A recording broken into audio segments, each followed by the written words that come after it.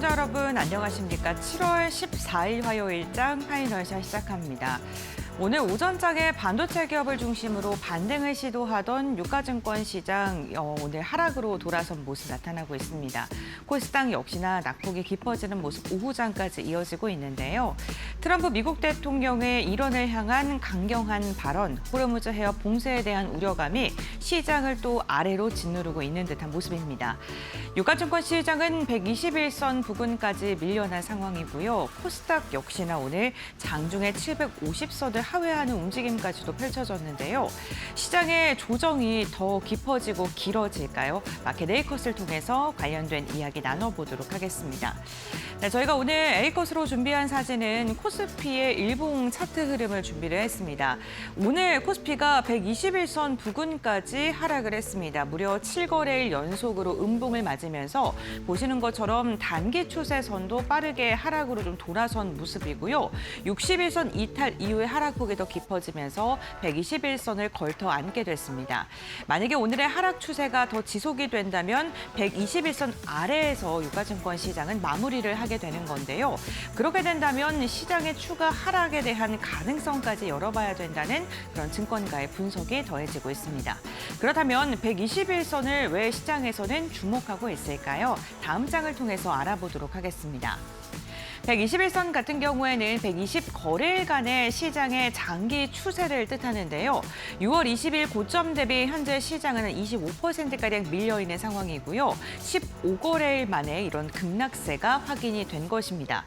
그러면서 코스피의 12개월 선행 PER도 5.8배까지 굉장히 낮아진 수준까지 내려갔는데요. 121선이 중요한 이유는 이게 시장의 장기적인 추세를 좀 예측할 수 있는 선이기 때문입니다. 지수가 121선 위에 있다면 중장기적으로 상승 추세를 유지하고 있다라는 거고요. 121선 위에서 더 높은 곳에 있다면 강세장이 좀 중장기적으로 지속되고 있다라는 것을 뜻하기도 합니다. 그런데 121선 아래까지 내려가게 된다면 추세의 약화가 진행되고 있고 추가 조정이 더 길어질 수 있다라는 힌트를 얻을 수 있는데요. 그렇기 때문에 오늘 시장의 마감가가 굉장히 중요하다라고 보시면 될 것 같습니다. 신고점 달성 이후에 25% 조정 사례 이번만 있던 건 아닙니다. 지금 검은 선 같은 경우에는 현재 지금 시장의 분위기고 이 회색깔 선들이 그동안에 25% 조정이 됐던 그 사례들을 뜻하는데요. 다만 기존과의 조금 차이점이 있다면 신고점 돌파의 25% 깊은 조정이 나왔던 이 거래일이 현재 구간 굉장히 짧다, 빠르다라는 점입니다. 그만큼 시장의 변동성이 굉장히 극심한 건데요. 만약에 6,600선을 방어하지 못하게 된다면 시장은 추가적으로 더 하락할 것이고 방어하게 된다면 기술적인 반등이 가능하다라고 증권가에선 내다보고 있고요. 7,000선과 7,100선까지 회복을 한다면 반등이 조금 더 강하게 나올 수도 있다라고 이야기를 하는데요. 지금 빠르게 하락 추세가 나왔던 만큼 반등 또한 가파르게 진행될 수도 있다라는 이야기까지 더해지고 있으니까요. 이 부분도 참고해 보시면 좋겠습니다. 다음 장 이어서 확인해 보시죠. 그렇다면 시장이 이렇게 짧은 시간 내에 왜 크게 흔들린 걸까요? 두 가지 이유를 확인해 볼 텐데요. 먼저 첫 번째로는 기업 이익의 불신 때문입니다. 코스피의 12개월 선행 PER 같은 경우에 현재 구간 5.7배, 8배까지 내려가면서 코로나19 때보다도 더 낮은 지금 주가의 밸류 매력을 갖고 있는 상황입니다.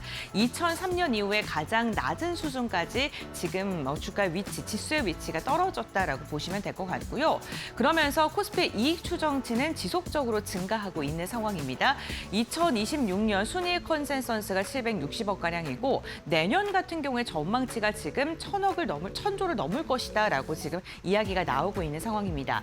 이렇게 기업의 영업이익 추정치는 강하게 상승하고 있고 지금 PER 같은 경우에 점점 더 낮아지다 보니까 12개월 EPS 같은 경우에는 7월 10일까지 사상 최고치를 경신했습니다. 그러니까 앞으로 기업들은 돈을 잘 벌 건데 주가가 아직도 저평가가 되어 있다라고 시장은 평가를 하고 있는 건데요. 그런데도 시장이 이렇게 흔들리는 이유는 지금 돈을 잘 벌 것이다라는 기대감보다 이게 얼마만큼 지속될 것인지에 대한 의구심을 갖고 있는 듯합니다. 대표적으로 SK하이닉스의 실적 추이의 전망치가 하향 조정됐다는 것에 시장은 큰 의문을 갖고 있다고 합니다. 그렇기 때문에 현재 구간 이 반도체 장기 계약과 관련돼서 그리고 메모리 가격의 이익률 상승에 대해서 좀 시장이 주목하고 있다는 점도 확인해 보시죠. 두 번째 포인트도 함께 살펴보겠습니다. 두 번째로는 많은 분들이 알고 계셨던 것처럼 외국인이 돌아오지 않는 것. 그러니까 결국엔 중요한 것은 우리 시장이 상승하기 위해서는 누군가는 사야 되는데 개인이 지속적으로 시장을 사들일 수는 없습니다. 자금의 한정이 있기 때문에 기관과 외국인이 받쳐줘야 되는데 외국인의 매수세가 들어오지 않고 있는 모습 확인되고 있습니다. 대표적으로 삼성전자와 하이닉스의 외국인 보유 잔고를 보게 된다면요. 6월 달 이후부터 지금 급격하게 꺾여 있는 상황이 지금 확인이 되고 있고요. SK 하이닉스에 대해서도 주가의 하락과 함께 지금 보유 잔고가 떨어지고 있다는 점 참고를 해보시면 좋겠습니다. 외국인의 지분율, 코스피 지분율도 이에 발맞추어서 40%에서 38%가량으로 감소를 했고요. 삼성전자와 SK 하이닉스의 보유 잔고가 동반으로 줄었다는 점도 시장에는 부담감으로 작용을 하고 있습니다. 코스피의 외국인 누적 순매수와 지분율 추이를 보게 되더라도 6월 달과 7월 달에 급격하게 감소한 것을 확인이 되고 있고요. 특히나 레버리지 인버스 ETF의 리밸런싱이 지금 시장에는 큰 변동성과 부담으로 작용되고 있고 수급의 불안정성을 야기하고 있는 요인 중에 하나입니다. 지금 레버리지나 인버스라는 이 상품의 자체가 시장이 하락을 할수록 기계적인 매도가 발생을 하는 그러한 게 세팅이 되어 있다라고 보시면 될 것 같고요. 특히나 종가 매도에 집중이 되어 있기 때문에 마감장의 변동성이 요즘에 크게 나오는 게 이 레버리지랑 인버스 ETF의 리밸런싱 때문이다라고 봐주시면 좋을 것 같습니다. 지금 정부에서도 ETF에 대해서 조금 수정을 할 것이라는 이야기가 나오고 있는데 아직까지 구체적인 방향이 나오지 않았기 때문에 지금 이 리밸런싱으로 인한 변동성은 당분간 더 지속될 것이라는 점도 기억을 해주시면 좋겠습니다. 다음 장 확인해 보시죠. 네, 지금 AI 우려와 수급 공백까지 더해지면서 낙폭이 깊어지고 있는데요. 조금 더 이해하시기 편하시게 이렇게 그림으로 좀 설명을 도와드리겠습니다. 우선 최근에 시장의 하락이 나왔던 가장 큰 이유는 AI 캐펙스에 대한 지속성, 그러니까 글로벌 기업들이 언제까지 빚을 내서 투자할 수 있는지에 대한 의구심이 커졌기 때문입니다. 그러면서 미증시에서 반도체 기업들이 약세를 보였고요. 그러면서 하이퍼스케일러 쪽으로 좀 매수세가 이전되는 분위기가 확인이 됐었죠. 우리나라 같은 경우에는 반도체 기업들에 대한 지수 쏠림 현상이 심했기 때문에 미증시가 흔들린 영향을 고스란히 받았고요. 삼성과 하이닉스가 급격하게 좀 위축되면서 그게 곧바로 지수에 영향을 미쳤다고 보시면 될 것 같습니다. 그러면서 지수형 레버리지와 인버스의 변동성도 커졌고 이러한 시장 속에서 삼성전자, SK 하이닉스의 단일 종목 레버리지랑 인버스가 출시가 되면서 그 변동성은 훨씬 더 많아졌다라고 보시면 될 것 같습니다. 그러면서 종가의 리밸런싱과 해지가 좀 같은 방향으로 매도세가 나오면서 시장의 변동성은 훨씬 더 커질 수밖에 없는 그런 악순환의 구조가 만들어진 상황이라고 보시면 될 것 같고요. 또 종가의 매도가 좀 집중이 되면서 낙폭이 더 커졌고 이게 그 다음 날까지 영향을 주면서 반대 매매가 나타나고 결국에는 이게 또 그 다음 날에 시장을 악화시키는 요인으로 작용했다라고 봐주시면 좋을 것 같습니다. 결국에는 시장이 많이 빠질수록 매도세가 거세지는 만큼 우리 시장 바라봤을 때 7월 달 장세는요. 조금 더 여유롭게 시장을 바라보는 자세는 필요해 보이기도 합니다. 다음 장 이어서 살펴보겠습니다. 이렇게 시장을 흔들리고 있는데 사실 반도체 기업들에 대한 뷰는요 여전히 긍정적이다라고 보시면 될 것 같습니다. 특히나 시장이 흔들렸던 게 기업들이 과연 투자를 언제까지 지속할 것인가가 가장 큰 의문이었는데 지금 가이던스를 보게 된다면 지속적으로 생태계는 더 커질 것이다라는 시장의 분석들이 더 많이 나오고 있고요. 메타 같은 경우에도 데이터 센터 투자 자체의 규모를 훨씬 더 많이 늘렸고 메타가 5기가와트씩 규모의 지금 데이터 센터를 만들 예정이라고 합니다. 그렇게 된다면 반도체뿐만 아니라 전력이라든가 건설 관련된 기업들의 모멘텀 또한 커질 수밖에 없겠죠. 또 빅테크들이 이제 투자의 방향, 그러니까 방식이 변화했기 때문에 단순하게 현금 투자를 보는 것보다는 어떠한 식으로 변화를 했는지 바라봐야 된다라는 이야기도 나오고 있는데요. 사모펀드나 채권과 같이 예전에는 단순히 그냥 잉여 현금을 투자를 했었는데 이제는 다른 현금의 창출 능력을 가지고 이것을 활용해서 투자를 하고 있고 투자의 규모는 여전히 뜨겁다는 게 증권가의 분석입니다. 특히나 네오클라우드나 데이터 센터 사업자 같은 경우에가 AI 투자 주체로 확대가 됐기 때문에 AI를 투자하는 기업들의 분위기 또 변화하고 있다는 점도 기억을 해주시면서 지금 하이퍼스케일러나 빅테크들의 투자가 줄어들까 좀 염려하시는 분들은 그런 부분에 대해서는 좀 걱정을 덜으셔도 되지 않을까 싶기도 합니다. 다음 장 이어서 살펴보겠습니다. 그렇다면 반도체 세상이 정말 끝난 걸까요? 사실 영업이익 컨센서스의 변화를 보게 된다면 여전히 반도체 기업들 시장에서 돈을 잘 벌고 있고요. 수출 데이터라던가 아니면은 TSMC의 매출액을 보더라도 여전히 반도체 기업들이 돈을 많이 벌고 있다는 것은 확인이 되고 있습니다. 이 기업 메모리 가격의 상승률 둔화가 업황이 종료되었다라고 연동지어서 짓는 것은 조금 과대 해석이다라는 이야기들도 나오고 있는데요. 메모리 가격 같은 경우 2027년까지 공급이 부족하고요. HBM과 D램의 수요는 여전히 견조할 것이라는 전망 나오고 있습니다. 특히나 우리나라 주목해야 되는 것은 장기 공급 계약과 선수금 그리고 물량 확대에 대한 기대감을 조금 더 지켜봐야 된다라고 이야기를 하고 있고요. 장기 공급 계약에 대한 이익 지속성과 안전성은 앞으로 더 좋아질 것이다라는 이야기도 나오고 있습니다. 네, 다음 장 보시죠. 장기 공급 계약에 대한 표 하나를 보여드리고 마무리를 하도록 하겠습니다. 기존의 반도체 같은 기업들은요, 이렇게 빨간색 선의 사이클을 가져가면서 경기에 굉장히 민감하게 반응했었는데요. 이제는 장기 공급 계약이라는 계약의 전환이 메모리 기업들에게 나오면서 지금 점선으로 이루어지는 사이클로 바뀔 것이다라는 이야기 나오고 있고요. 그렇게 된다면 앞으로의 시장에서는 메모리 반도체 기업들의 실적 생각보다 더 잘 나올 수 있다라는 기대감이 커질 수 있다라는 점도 기억해 주시면 좋겠습니다.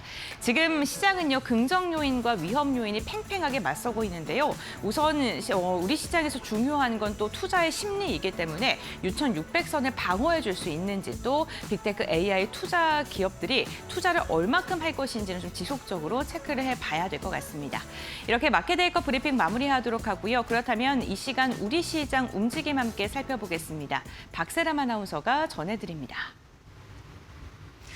검은 월요일을 보낸 만큼 우리 시장이 강한 반등세가 나오면 좋지 않을까라는 기대감 있었을 것 같은데요. 하지만 오늘 코스피와 코스닥의 흐름이 아쉽습니다. 특히 코스피는 상승과 하락을 반복하는 롤러코스터 장세를 연출을 하고 있고요.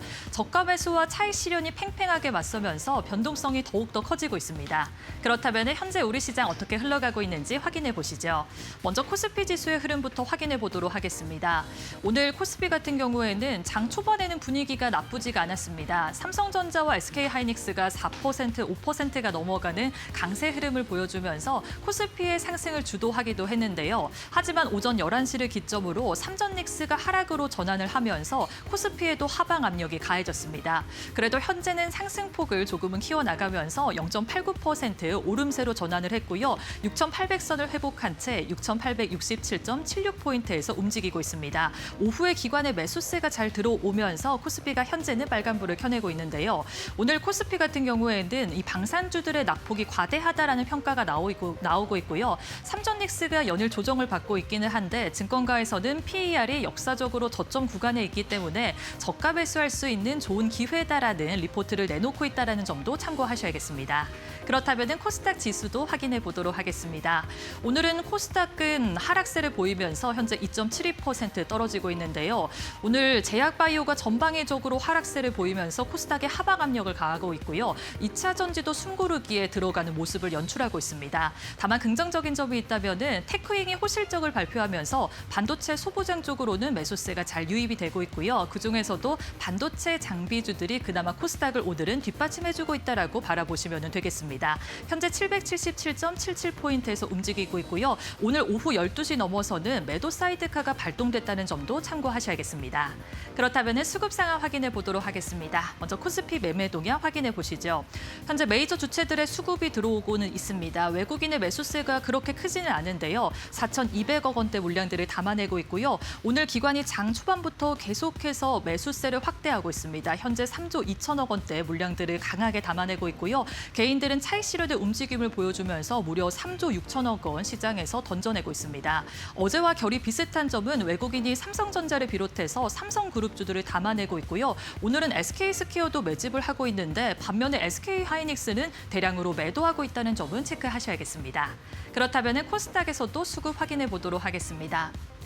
현재 코스닥에서는 외국인만이 매도세 보여주면서 1,800억 원대의 물량들을 덜어내고 있고요. 개인과 기관은 물량들을 사들이고 있습니다. 개인이 700억 원대 사들이고 있다면 기관은 939억 원대 사자세 보여주고 있고요. 오늘 반도체 소보장을 중심으로 매수세가 잘 들어오고 있는데 외국인이 그중에서도 반도체 장비주들을 매집하고 있다는 점 확인하셔야겠습니다.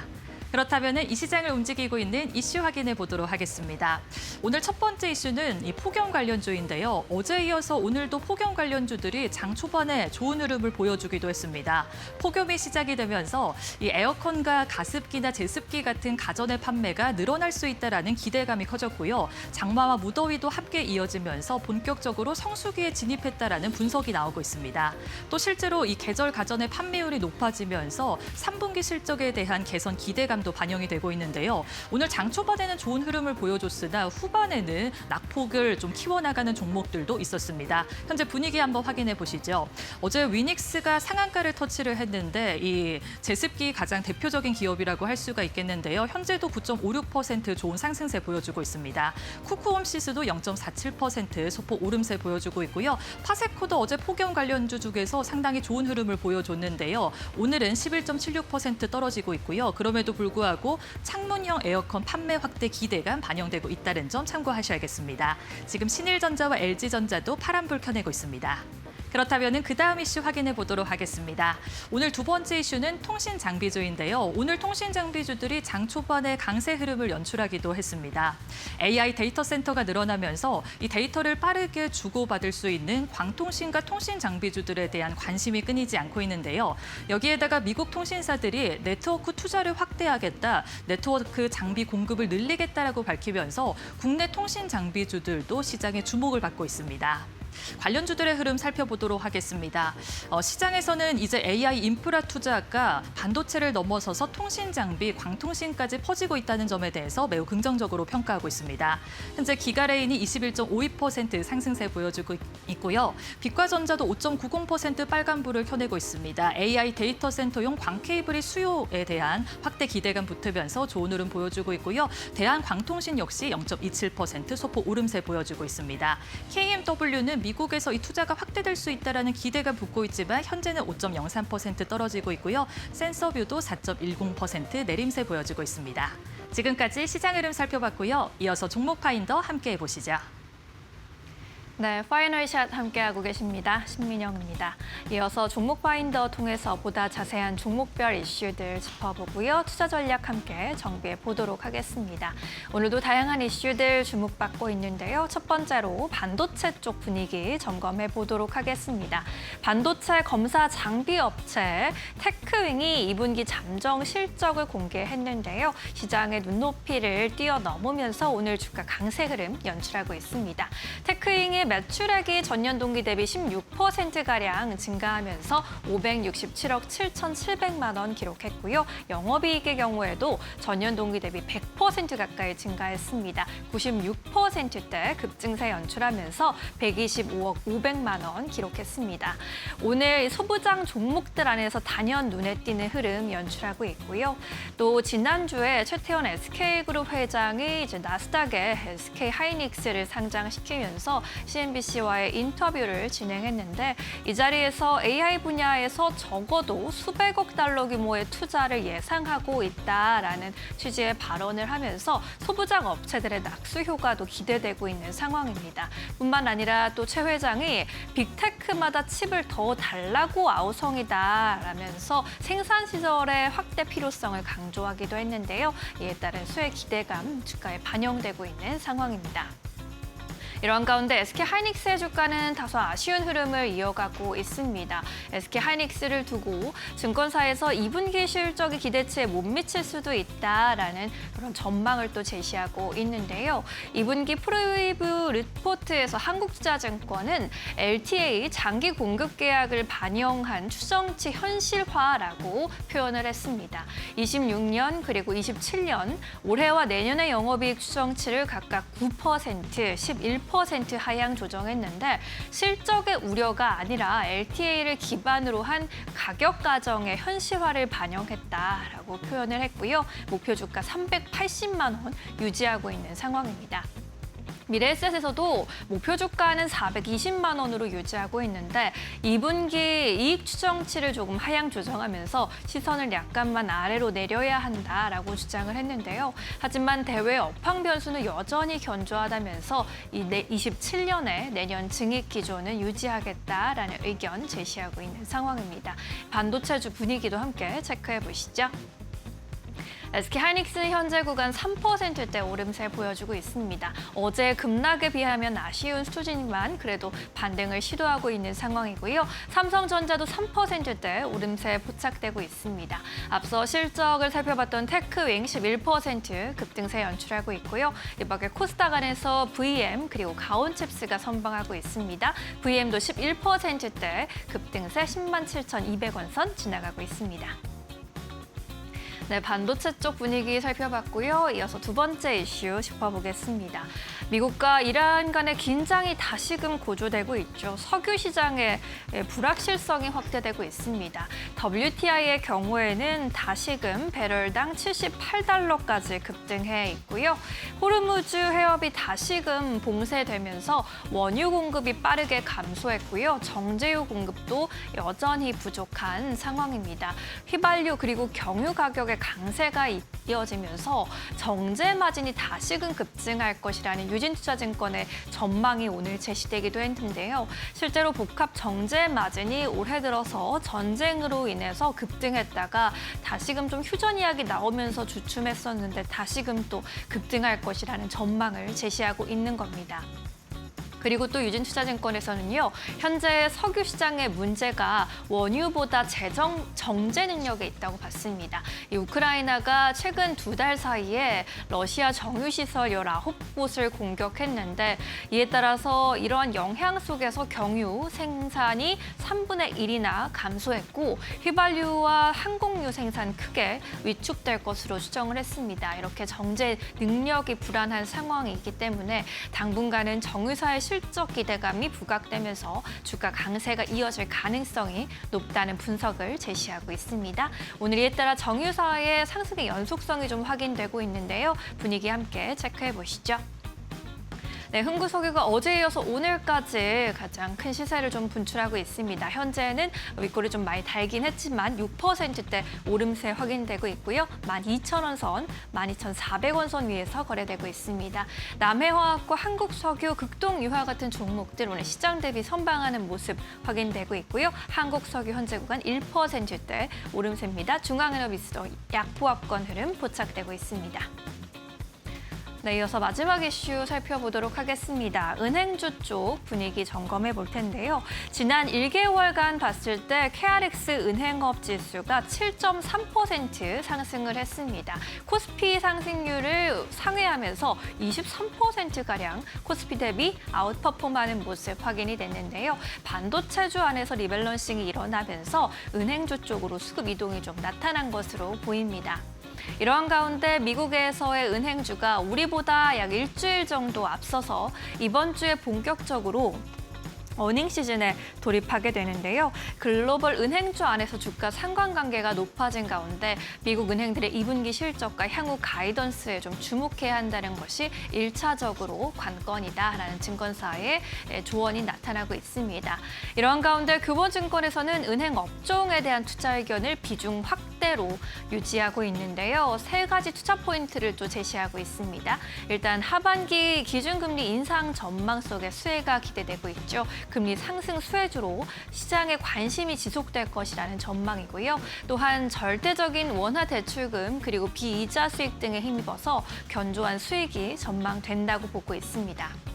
그리고 적극적인 주주 환원 기대감으로 또 주목을 받고 있죠. 24년부터 기업가치 재고 계획을 도입한 이후로 매년 기업가치 재고 계획 관련 보고 공시를 내놓으면서 시장과 소통하고 있다는 점 긍정적으로 바라보고 있습니다. 탑픽 종목으로는 KB금융, 신한지주 제시하고 있고요. KB금융 21만 원까지, 신한지주도 13만 4천 원까지 목표 주가 제시하고 있습니다. 이 두 기업들의 경우에는 높은 자본 비율과 자회사를 통한 수익 다변화를 바탕으로 견조한 실적 시현이 기대된다라는 평가 내놓고 있습니다. 오늘 은행주 분위기 체크해 보시죠. 오늘 시장에 지지부진한 가운데에서도 선방하는 흐름 나타나고 있고요. 하나금융지주가 3% 가까운 오름세 13만 6천 원 선 지나가고 있습니다. 제주은행, BNK 금융지주, IM 금융지주, 카카오뱅크까지 1%대 동반 강세 흐름도 확인되고 있습니다. 네, 오늘 이슈가 있는 종목들 위주로 먼저 점검해봤고요. 오늘 시장에서 놓치지 말아야 할 기업들, 또 전문가와 함께 점검해 보도록 하겠습니다. 레몬리서치 김민수 대표 모셨습니다. 어서 오십시오. 네, 이어서 대표님이 골라주신 특징주들 찾아보겠습니다. 첫 번째 종목 바로 열어볼게요. 네, 테크윙 살펴보겠습니다. 2분기 잠정 실적 공시한 이후로 오늘 주가 흐름 또 급등세 연출하고 있습니다. 소부장 쪽 안에서 눈에 띄는 흐름. 테크윙 오늘 분위기 어떻게 보고 계실까요? 네, 일단 실적을 그래도 선방했다고 봐야 될 것 같습니다. 125억대 2분기 실적을 발표를 하면서 정년 동기 대비해서 96% 이상 증가했다라는 쪽에서 이제 또 어제부터 조금 이제 자신감을 갖기 시작하는 흐름들이고요. 그런 모습들을 외국인들이 조금 더 화답을 해준다고 보여집니다. 외국인들이 3일째 순 매수를 하면서 이를 이끌어가는 또 하나의 모습으로 보여주고 있고, 특히 이번에 최근에 많이 빠졌습니다. 그러다 보니까 거기서 나오는 빠른 매수세가 이어지고 있는 관점으로 보셔야 될 것 같은데요. 일단 국내 반도체 제 삼성전자, SK하이닉스 같은 종목들, 그 기업들이 이제 드디어 투자를 확대하겠다라는 쪽에서, 특히 SK하이닉스 같은 경우는 ADR 상장 차익을 통해서 나오는 금액을 가지고 조금 더 강화시키는 모습들이 이어질 걸로 보여지고 있고요. 게다가 또 삼성전자는 또 용인팹 같은 경우도 한 2029년까지 조금 더 빨리 당기겠다, 일정들을 당기겠다라고 하게 되면 빠르게 좀 이어지는 KPX 투자 안에서 이 반도체 장비주 쪽은 오히려 만들어진 팹에 장비를 더 빨리 넣어야 되기 때문에 그에 따른 이제 모멘텀이 더 커지겠다라는 관점 쪽에서 시장의 기대감이 좀 높아지는, 그래서 즉 반도체보다 반도체 소부장들이 좀 더 강한 모습들이 요즘은 좀 많이 관측이 되는 가운데 그런 쪽의 변화를 또 이어가는 한 종목이다라고 보고 있는 상황들이고요. 그런 흐름들로 봤었을 때 지금 분위기는 일단 글로벌 1위 메모리 테스트 핸들러라고 그러죠. 이쪽에 대한 검사 장비 업체라고 보시면 될 것 같은데 SK하이닉스나 마이크론 쪽으로 납품이 좀 더 크다고 볼 수 있을 것 같습니다.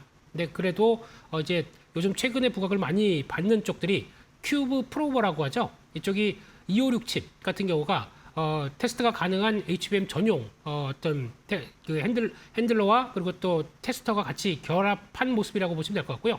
자동적으로 연결돼서 바로바로 테스트가 들어갈 수 있다라는 쪽에서 효율이 가장 높다라는 쪽에서 메모리 업체들은 상당히 선호하고 있다는 쪽으로 나오고 있는데, 그러다 보니까 이제 출하가 한 120대에서 한 150대까지 늘어날 수 있겠다라고 한 작년에 한번 IR 때 나왔던 내용들인데, 그렇게 되면은 매출 규모가 3천억 가까이도 나올 수 있겠다. 단일 품목적으로는 그렇게까지 나올 수 있다라고 얘기를 하다 보니까 기대감이 높았는데, 이렇게 되면은 지금 한 분기 한 해 매출액이죠. 한 해 매출액들이 그대로 나올 수 있겠다라고 하게 되면 이에 따른 기대감이 높다라는 쪽으로 바라보고 있는데, 근데 또 정확한 거는 또 수주와 관련된 쪽들이 보강이 되면서 그걸 좀 이끌어 가는지가 중요할 것 같은데, 아직까지는 이번 분기와 또 아니면 하반기 때 나오는 수주 잔고를 좀 체크할 필요가 있을 것 같기 때문에 거기에 대한 변화도 보셔야 될 것 같고, 그리고 또 풀 가동을 목표로 하고 이제 증설과 인프라를 또 맞춰가기 시작한다라고 했을 때 천안 북부죠. 이쪽에 일반 산업단지 내 한 2만 5천 평 정도 규모를 부지를 확보했고, 그래서 이제 같이 공급할 때 공장 증설도 들어가겠다라는 쪽들이고, 동탄 본사나 아산 2공장, 안성 공장 모두 다 증설이 돼 있는 입장입니다. 그러다 보니까 이를 통해서 캐파와 R&D 계속도 할 수 있겠다라는 자신감들이 이어지고 있는데, 그런 쪽에서 이어가게 되면은 지금 현재 주가는 동종 기업이라고 보통 보죠. 네, 테스터 그리고 또 검사 장비 쪽에서 뭐 이제 이오테크닉스나 DI, 뭐 한미반도체 같은 경우는 워낙 좀 높은 밸류를 받고 있는데, 그에 대비해서는 성장성과 수익성까지 받쳐준다라고 했을 때 거의 비슷한 수준까지 올라간다라고 하게 되면 기대감이 높아질 수 있겠다라는 쪽들이 지금 나오고 있는 하나는 국면이 아닌가 생각되고 있기 때문에, 일단 HBM 쪽으로 새로운 포지션이 갖춰져서 그 큐브 프로버가 이끌어 가기 시작하게 되면 높은 밸류를 줄 수 있겠다는 쪽들의 시장 반응들 한번 체크하시되, 지금은 단기적으로는 외국인들 매수가 더 강하게 들어오지 않는다 그러면 저항권입니다. 그래서 이제 5만 원대는 일단 한 번에 돌파하기보다는 약간 매물 소화하고 다음으로 갈 수가 있기 때문에 그 점들을 한번 체크하면서 보시는 게 좋겠다. 그렇게 말씀드리겠습니다. 네, 테크잉 오늘 실적 발표에 힘입어서 급등세를 연출을 했는데요. 검사 장비 안에서 주목해 볼 만한 기업으로 넣어두시면 좋겠습니다. 첫 번째 특징주로 짚어봤고요. 이어서 두 번째 골라주신 특징주 또 열어볼까요? 네, 삼성 에피스 홀딩스 짚어봐야겠습니다. 자회사인 삼성 바이오 에피스에서 피아 주사 SC 제형 기술을 자체적으로 확보했다라는 소식에 또 오늘 주목받고 있는데 단독 기사가 나오기도 했더라고요. 오늘 분위기 어떻게 보고 계십니까? 네, 어제 나왔던 기사와 함께 주가도 장 초반에는 강하게 움직였다가 일단 상승폭은 좀 줄이는 모습들입니다. 네. 특히 삼성 에피스 홀딩스의 수급을 보게 되면 기관이 3일 연속 순매수를 보여주고 있고 외국인들이 오늘 보니까 오후장에 매도로 돌변했네요. 그런 쪽에서 보게 되면 일단 아직은 어떤 외국인들 쪽에 대한 매물 부담도 지금 보여진다는 쪽으로 보시는 게 맞을 것 같고요. 그런 관점 쪽에서 일단 이번에 나온 기사 내용들을 보게 되면 물론 단독 보도입니다. 그런 쪽에서 피아 주사 관련된 SC 제형이죠. 이 알테오젠이 꽉 잡고 있는 이 분야 쪽에서 자체 기술을 확보했다라는 기사가 나왔고 그래서 지금 알테오젠과 계약이 되어 있는 키트루다, 머크사의 키트루다죠. 어떤 전 세계 글로벌 1위 항암제 쪽과 함께 또 다이치엔코 쪽의 엔허투 같은 경우도 진입할 수 있겠다라는 쪽에서 바이오시밀러를 개발을 했고 거기서 우선 적용할 것이다라고 하는 단독 기사가 나오다 보니까 알테오젠이 급하게 밀리는 이유가 되지 않았나 생각되고 있고 또 코스닥의 시가총액 1위 종목이다 보니까 그에 따라서 낙폭을 더 키웠다는 쪽들이 아쉬운 모습들이라고 봐야 될 것 같은데 이를 통해서 이제 바이오시밀러 쪽과 함께 SC 제형으로 들어간다. 그러면은 물론 이제 특허 분쟁 가능성은 있다고 하더라도 리스크가 그렇게 높지 않다라는 쪽들과 함께 특허 이슈가 만약에 해소가 되게 되면은 오히려 빠르게 침투가 가능하다라는 쪽에 대한 긍정적인 이유를 대고 있는데 솔직히 알테오젠과 비교를 할 수가 없는 게 아직까지 지금은 이제 개발을 한 상태고 앞으로 적응하기 위해서는 거쳐야 될 관문이 상당히 많죠. 근데 알테오젠은 미리 다 계약이 끝났고 이제 조만간 이제 로열티와 함께 실적이 나오는 구조로 봤었을 때 이를 거의 비슷하게 본다. 이거는 말이 안 되지 않나 싶기 때문에 약간 그러니까 시장의 심리가 많이 위축되다 보니까 노이즈에 많이 놓여 있는 많이 노출되어 있는 그런 과정들이 아닌가라고 바라봐야 될 것 같고요. 특히 셀트리온 같은 이제 바이오시밀러 같은 경우도 재평가가 되는 분위기다 보니까 거기서 나오는 삼성 에피스 홀딩스도 요즘에 바닥을 좀 벗어나자라는 쪽에 대한 변화가 같이 나오지 않았나라는 쪽은 볼 수 있을 것 같고요. 그런 쪽에서 에피스 홀딩스라고 하는 이제 전략도 이제 지배구조 그리고 또 가장 지주사 입장 쪽의 종목이 맨 위에 있는 상황들이고 거기다가 추가로 에피스 넥스랩이라는 회사가 있는데 플랫폼이나 R&D 쪽에 집중하는 쪽으로 담당을 하는 자회사죠. 거기다가 또 삼성 바이오 에피스 그리고 또 개발 임상허가 그리고 또 관련된 쪽에 약간 좀 R&D 쪽에 좀 더 무게를 맞춘 쪽이다라고 하게 되면 이런 새 자회사 쪽의 모습들이 있는데 특히 삼성 바이오 에피스 같은 경우는 일단 바이오시밀러의 유럽 직판을 강화시키겠다라는 입장과 함께 미국의 중기적인 어떤 프라이빗 라벨 쪽으로 들어가기 시작하면서 그에 따른 세부적인 대응들을 가능할 수 있겠다라는 쪽으로 바라보다 보니까 중기적으로 영업 마진이 한 20%대까지는 넘어갈 수 있겠다라는 쪽에서 기대가 좀 큰 상황들이 아닌가 싶습니다.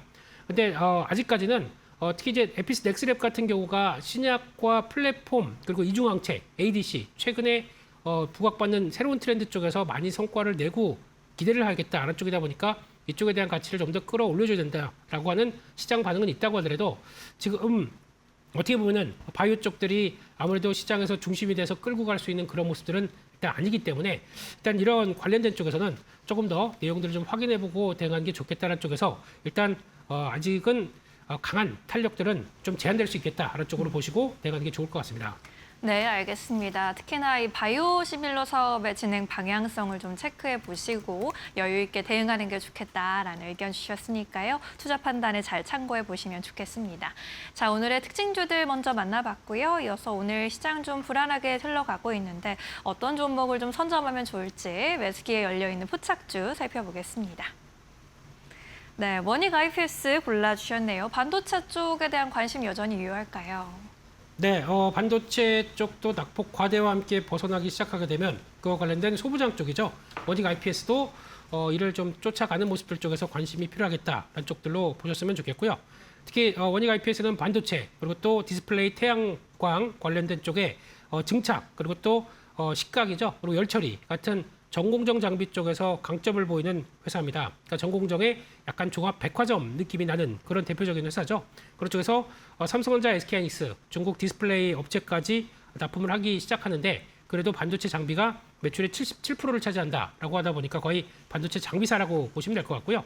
거기다가 또 앞서 말씀드렸던 삼성전자 평택 P4 그리고 또 SK하이닉스의 M15 쪽에서 디램 투자가 이제 본격화되기 시작하고 거기다가 관련된 쪽에 이제 매출이 이제 한 4분기부터 하반기부터 본격화되기 시작한다라고 하게 되면 매출이 한 1조 1천억까지도 잡힐 수 있겠다라는 쪽에서 작년 대비해서는 55% 정도 늘어난 수치까지도 예상을 하고 있다라고 하게 되면 빠르게 실적 턴이 나올 수 있겠다고 바라보는 거고요. 2027년에 가게 되면 삼성전자의 9세대 낸드 쪽이라든가 ESSD 수요 확대 쪽에서 낸드 장비 투자가 또 기대가 된다라고 봐야 될 것 같은데 거기 관련된 ALD 증착 장비 쪽이죠. 이쪽으로 들어올 것 같고 그러다 보니까 결국에는 D램으로 시작해서 HBM 그리고 또 낸드 ESSD까지 확장되는 메모리 사이클의 투자의 수혜를 고스란히 가져갈 수 있겠다라는 쪽들인데 게다가 차입금이 거의 제로입니다. 지금 그런 쪽에서 현금성 그리고 또 단기 금융 상품까지 다 합치게 되면은 2,600억대 정도의 순현금을 갖고 있는 상황들이기 때문에 지금 시장에서 뭐 혹시나 추가 투자를 한다든가 운영 쪽의 자금들은 전혀 이상이 없는 쪽으로 나갈 수 있겠죠.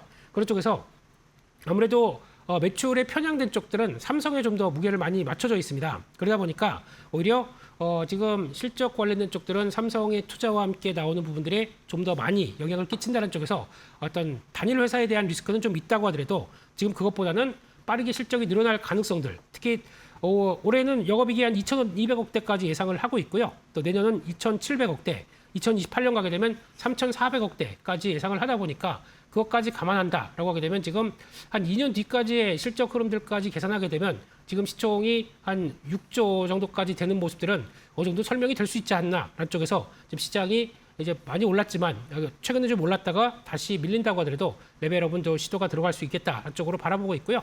따라서 지금은 큰 그림으로 봤을 때 어느 정도 박스권의 흐름들은 이어간다라고 보게 되면 적어도 또 한 16만 5천 원대 정고점 박스권 상단 부족까지는 열어놓고 보시는 게 좋겠다라고 말씀드리고 싶고요. 손절가는 9만 5천 원대로 말씀드리도록 하겠습니다. 네, 좋습니다. 오늘 원익 IPS 포착주로 만나봤고요. 전공정 장비주 안에서 주목해 보시면 좋겠습니다. 목표가 16만 5천 원까지 제시가 됐습니다.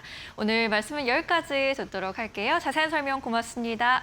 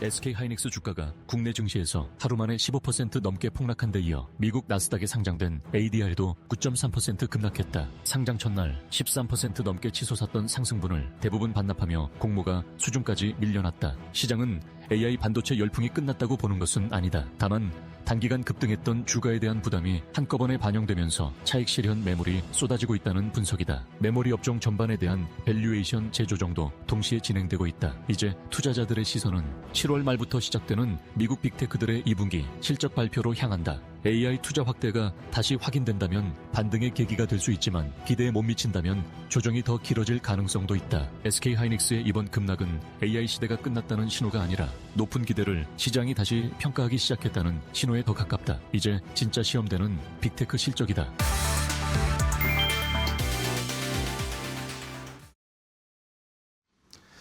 자, 섹터 대 섹터로 이어가겠습니다. 오늘 시장은 장 초반에 좋은 흐름으로 출발을 보이다가 또 급락이 나오다가 다시 또 지금 반등이 나오면서 삼성전자, 하이닉스, 시총 상위주들이 상승으로 전환을 하고 있습니다. 특히 외국인들이 현 선물을 오늘은 또 강하게 매수를 하고 반면에 개인 투자자분들이 시장에 약간 지치셨는지 오늘 많이 매도를 하고 계십니다. 이러면서 엇갈린 수급, 그러면서 오히려 삼전 하이닉스가 올라가는 이런 형국의 시장이 펼쳐지고 있는 상황이네요.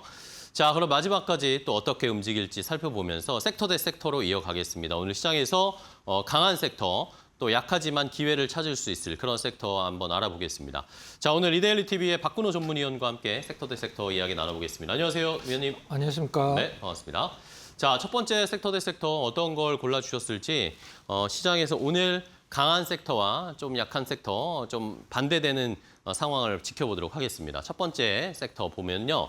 자, 오늘 해운주들이 좋습니다. HMM이나 흥하해운, 전쟁 이야기가 또 불거지고 있죠. 물론 또 트럼프 대통령이 이란과 또 대화의 문은 열려 있다. 이런 식으로 얘기는 하긴 했지만 간밤에 유가가 튀어 올라갔고 호르무즈 해협이 또 막히는 거 아닌가라는 그런 걱정이 커지는 양상이었습니다.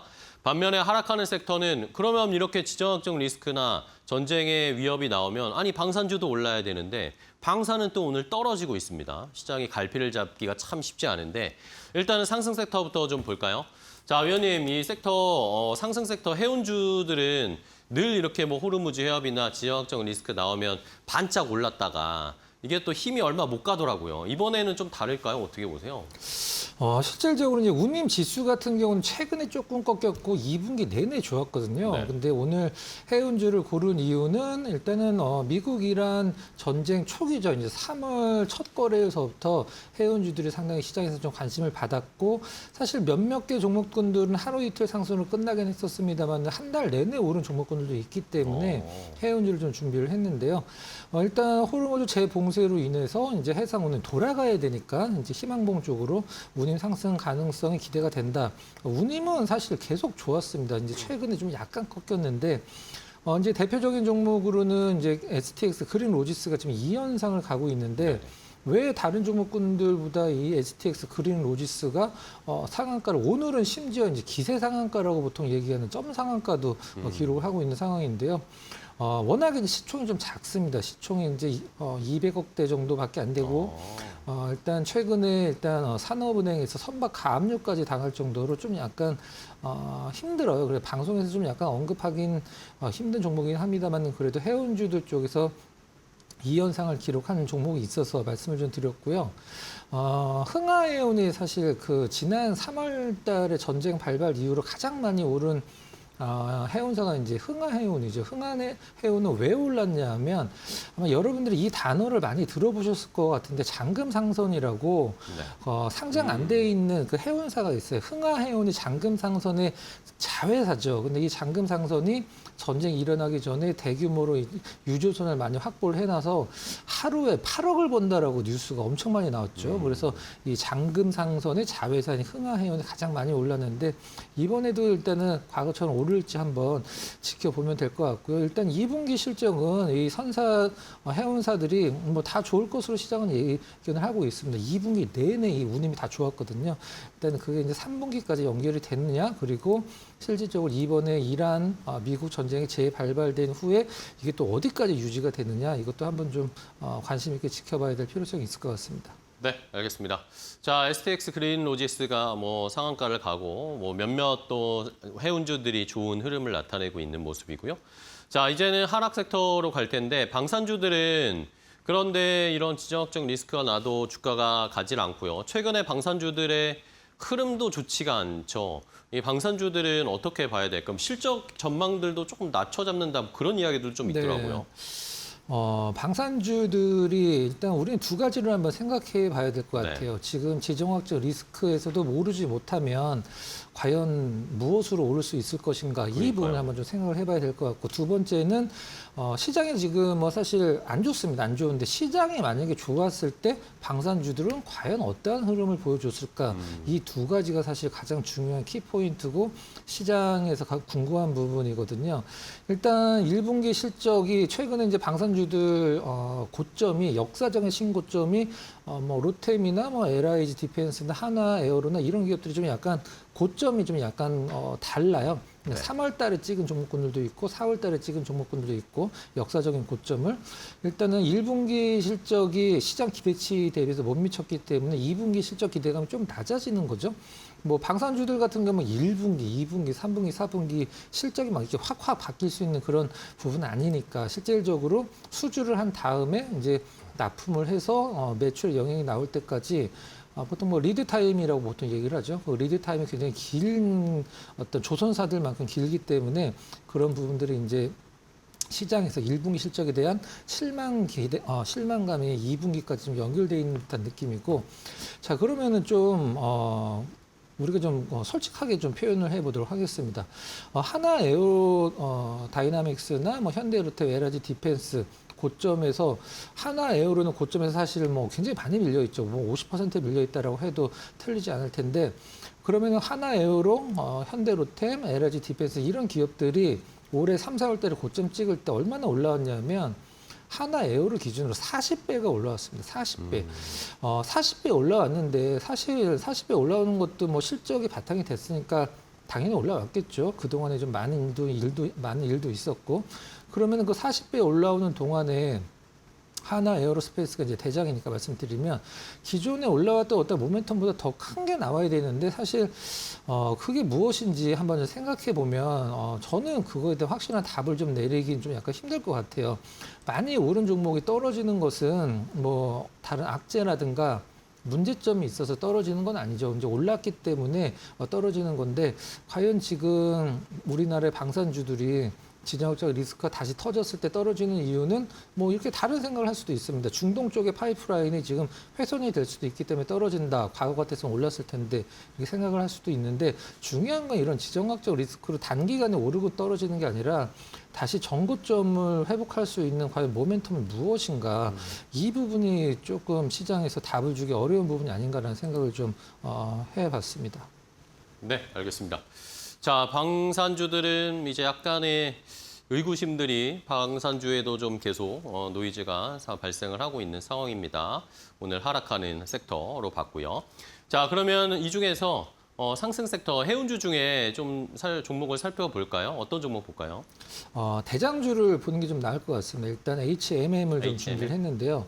HMM 이제 영어로 HMM 써 있으니까 이걸 이제 영어로 읽으면 이제 흠이라고 보통 우리가 읽는데 코로나 때 흠슬라라고 이제 불리기도 했었죠. 그렇죠. 실질적으로 코로나 때 2,000원에서 5만 원이 넘었습니다. 주가가. 그래서 그때 흠슬라라는 별명도 갖고 있는데.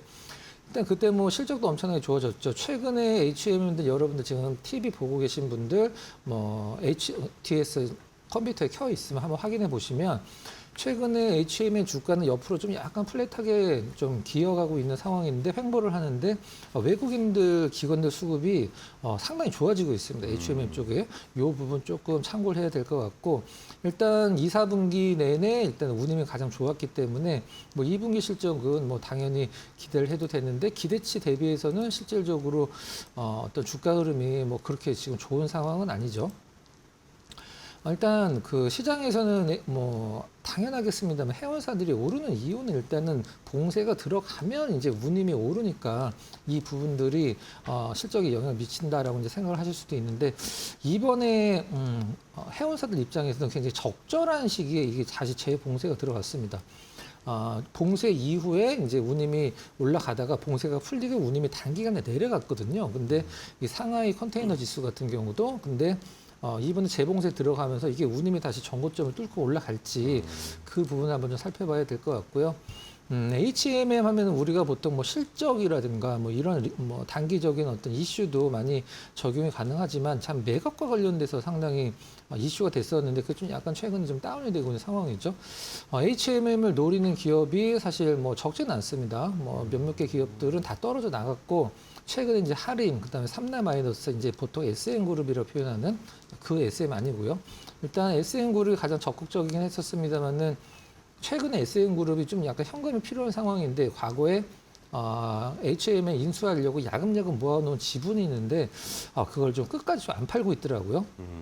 과거에 이제 코로나 때 대비해서 초창기 대비해서 지금 HM의 주가가 소위 이제 가격 말고 현재가 말고 몸값이라고 보통 표현하는 주가가 엄청나게 올라가 있기 때문에 이 매각과 관련돼서는 사실 웬만한 기업들이 사실 이 찔러보기 좀 힘든 상황까지 왔기 때문에 조금 단기간에는 매각 관련 이슈는 좀 나오기 힘든 부분이다. 이렇게 보시면 될 것 같습니다. 네, 알겠습니다. 자, HMM 햄주까지 한번 진단을 해봤고요. 자, 다음 이제 두 번째 또 섹터 대 섹터로 이어가겠습니다. 또 오늘 강한 섹터는 뭔지, 약한 섹터는 뭔지 비교를 해볼까요? 자, 뭐 흔히 이른바 뭐 S7이라고 한참 이제 저희 주가가 이제 꺾이기 전에 한참 이제 시장을 끌어올렸던 뭐 삼성전자, SK하이닉스, SK스퀘어, 뭐 삼성물산, 생명전기 이런 종목들이었죠. 오늘 뭐 전부 다 올라가진 않지만 삼성전자, SK하이닉스, SK스퀘어 뭐 이 정도는 지금 다시 상승으로 전환되면서 시장에서 좀 좋은 모습, 지수를 끌어올리는 데 조금 역할을 해주고 있고요. 반면에 2차 전지주들은 갈 듯 하면서도 자꾸 발목이 잡히면서 주가가 시원하게 우상향하지 못하고 있습니다. 자, 일단은 첫 번째 S7 종목들을 한번 체크를 해볼까요? 위원님, 삼성전자, SK하이닉스 오늘 일단은 상승 전환이 됐고 SK스퀘어, 삼성전자 우선주 정도까지는 좀 올라오더라고요. 네. 나머지는 어떻게 어떻게 대응할까요? S7 이제 미국의 이제 M7을 좀 벤치마킹해서 만든 거죠. 미국의 M7은 이제 매그니피센트 7이고 우리나라 S7은 앞자리가 다 S가 들어가는 종목군들이죠. 일단 S7을 고른 이유는 오늘 이번에 이제 오전장 초반에 뭐 괜찮았습니다. 근데 좀 약간 변동성이 있긴 합니다만은 일단 올랐으면 하는 어떤 뭐 희망도 있기 때문에 이 S7 좀 골라봤는데요. 오늘 일단 그 피크아웃이라는 어떤 단어가 지금 최근에 이제 메모리 기업들을 많이 흔들고 있는데 우리가 이제 무언가가 나왔을 때 그거를 이제 깨려면 상쇄를 시키려면 그게 아니다라는 것을 이제 증명을 하면 되거든요. 네. 이 피크아웃이라는 것은 사실 주가적인 입장에서 굉장히 무서운 거죠.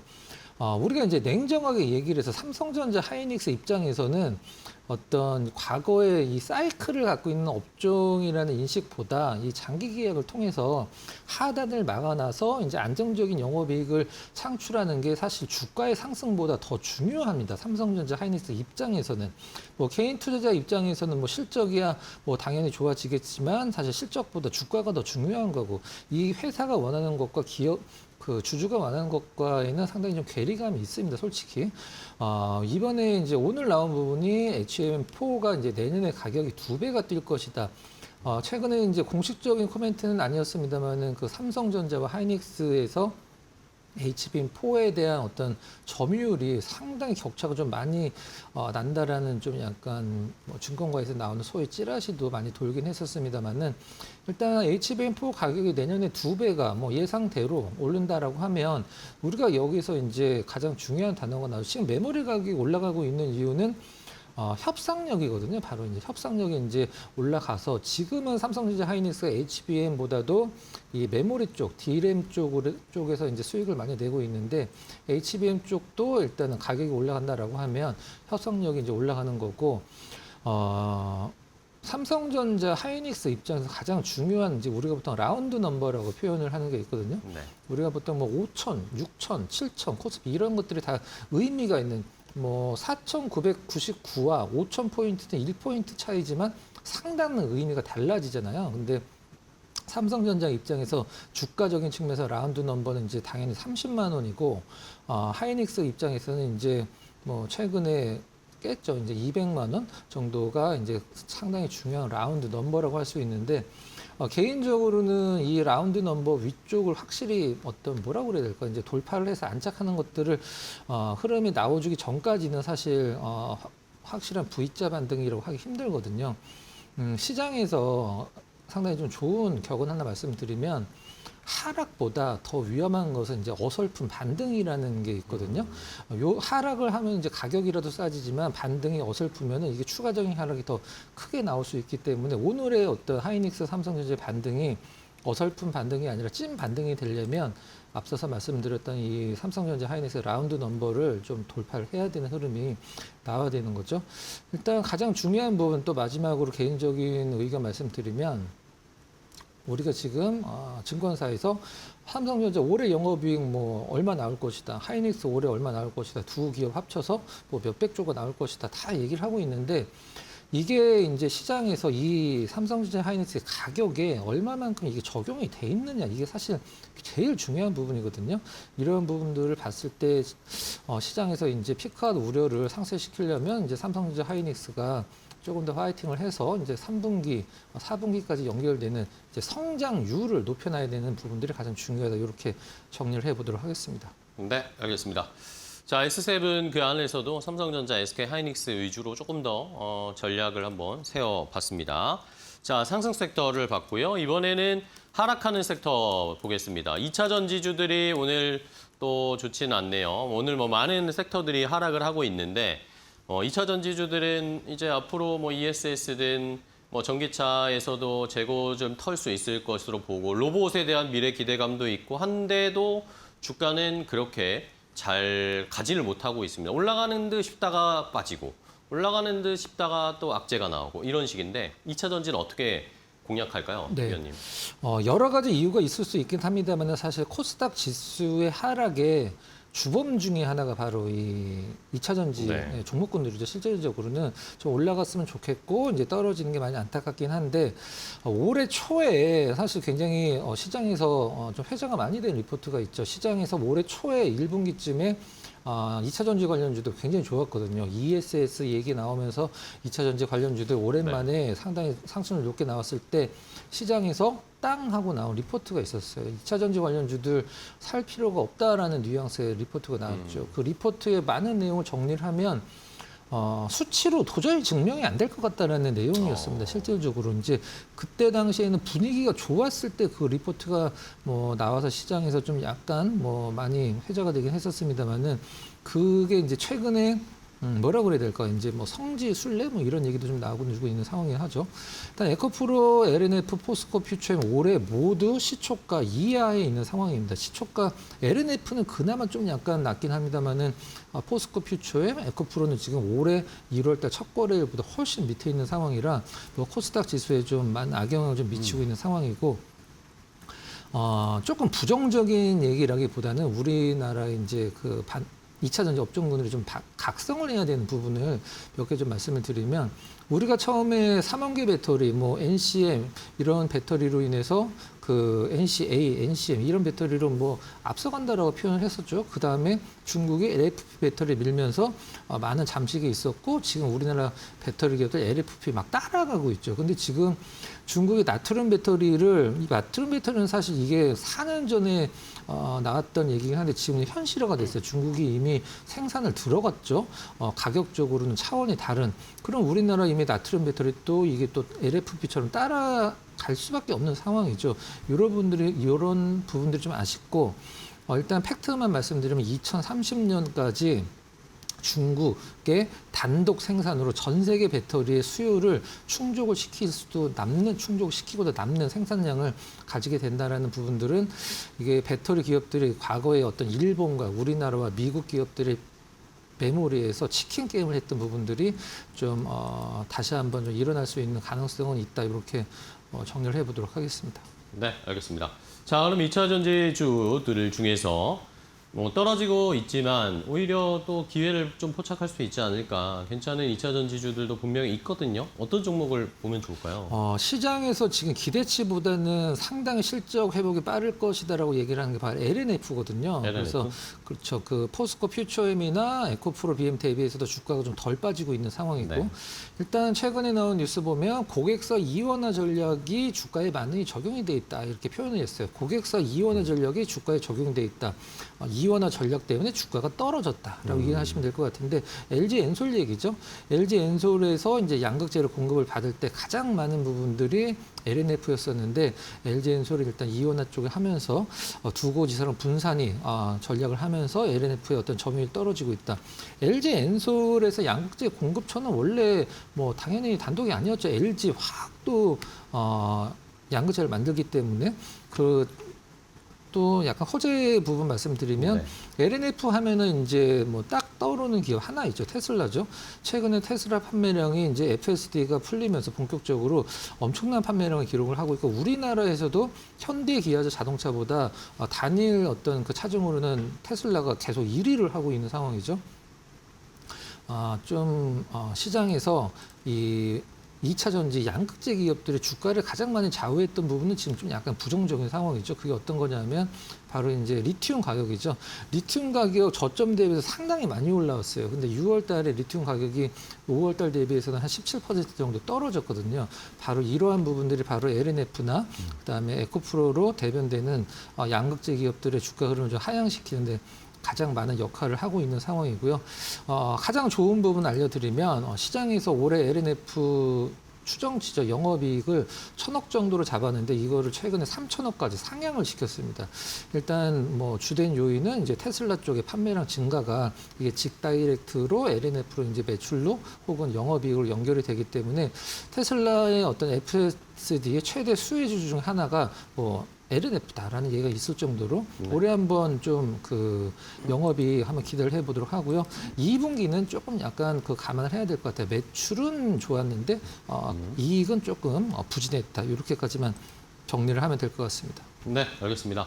자, LNF 2차전지 관련주 중에서도 그래도 조금 더 유명하게 테슬라 쪽에 수혜를 볼 수 있고 또 실적도 개선되는 걸 한번 보여줄 수 있을지 이게 또 트리거가 될 수 있을지 함께 지켜보도록 하겠습니다.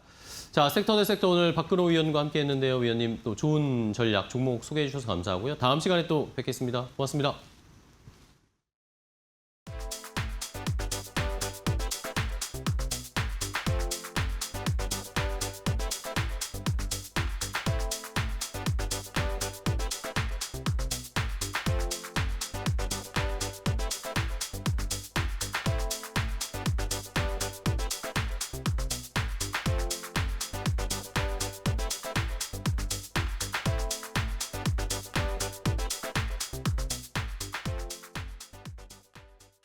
컴퍼니 인사이드 TSNC 편. 오늘날 전 세계 스마트폰과 인공지능의 심장을 독점하며 이 회사가 멈추면 지구의 기술이 멈춘다는 말을 들을 정도로 테크 산업의 생사 여탈권을 쥐고 흔드는 괴물이 있습니다. 하지만 이 거대 제국의 시작은 실리콘밸리 거물들의 철저한 비웃음과 가스라이팅이었는데요. 자체 설계도 한 장 없이 난이시키는 하청 제조만 하겠다던 이들을 월가는 잡상인 취급하며 빈섰죠. 전 세계를 속인 기난적인 대신을 딛고 일어선 이 고독한 거인의 이름, 바로 TSMC의 이야기입니다. 철저한 무관심 속에서 눈물로 밤을 지새우며 조금씩 덩치를 키워가던 1990년대 후반의 TSMC. 이때 당시 반도체 시장을 지배하던 절대 강자 인텔이 뜻밖의 손을 내밉니다.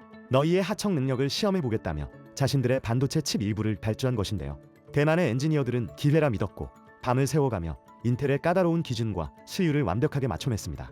기술력을 증명하자 인텔은 거대한 대량 발주를 약속했고 TSMC는 드디어 탄탄대로가 열리는 줄 알았던 것이죠. 하지만 그것은 철저하게 계산된 거인의 덫이었습니다. 인텔의 진짜 목적은 주문이 아니라 하청업체인 TSMC의 핵심 제조 데이터와 공정 효율성을 합법적으로 훔쳐보는 것이었습니다. 데이터를 고스란히 손에 쥔 인텔은 내부 비공개 보고서에 대만의 기술력이 생각보다 위협적이니 물량을 주어 키워줄 필요가 없다고 결론지었죠. 그리고 약속했던 대량 발주를 일방적으로 취소해버립니다. 거대한 공장 라인이 통째로 텅 비어버린 TSMC는 막대한 감가상각비와 적자를 떠안으며 단숨에 벼랑 끝으로 내몰리고 말았는데요. 그러나 TSMC의 독종 DNA는 이 위기에서 폭발합니다. 창업자 모리스 창은 적을 탓할 시간에 적이 감히 따라올 수 없는 차원의 기술 장벽을 만들자며 전 직원을 24시간 쉬지 않고 돌리는 올빼미 부대를 창설합니다. 남들이 주가 방어를 위해 구조조정을 단행할 때 이들은 벌어들인 돈 전부를 차세대 신공정 연구와 장비에 쏟아부어버리는 도박을 감행하며 기술의 고지를 안개 너머로 올려버렸던 겁니다. 결국 자신들을 기만했던 거인 인텔마저 자체 생산을 포기하고 칩을 만들어달라며 고개를 숙이게 만든 부활의 신화. 철저한 배신을 오직 기술의 광기로 갚아준 고독한 거인, 바로 TSMC입니다.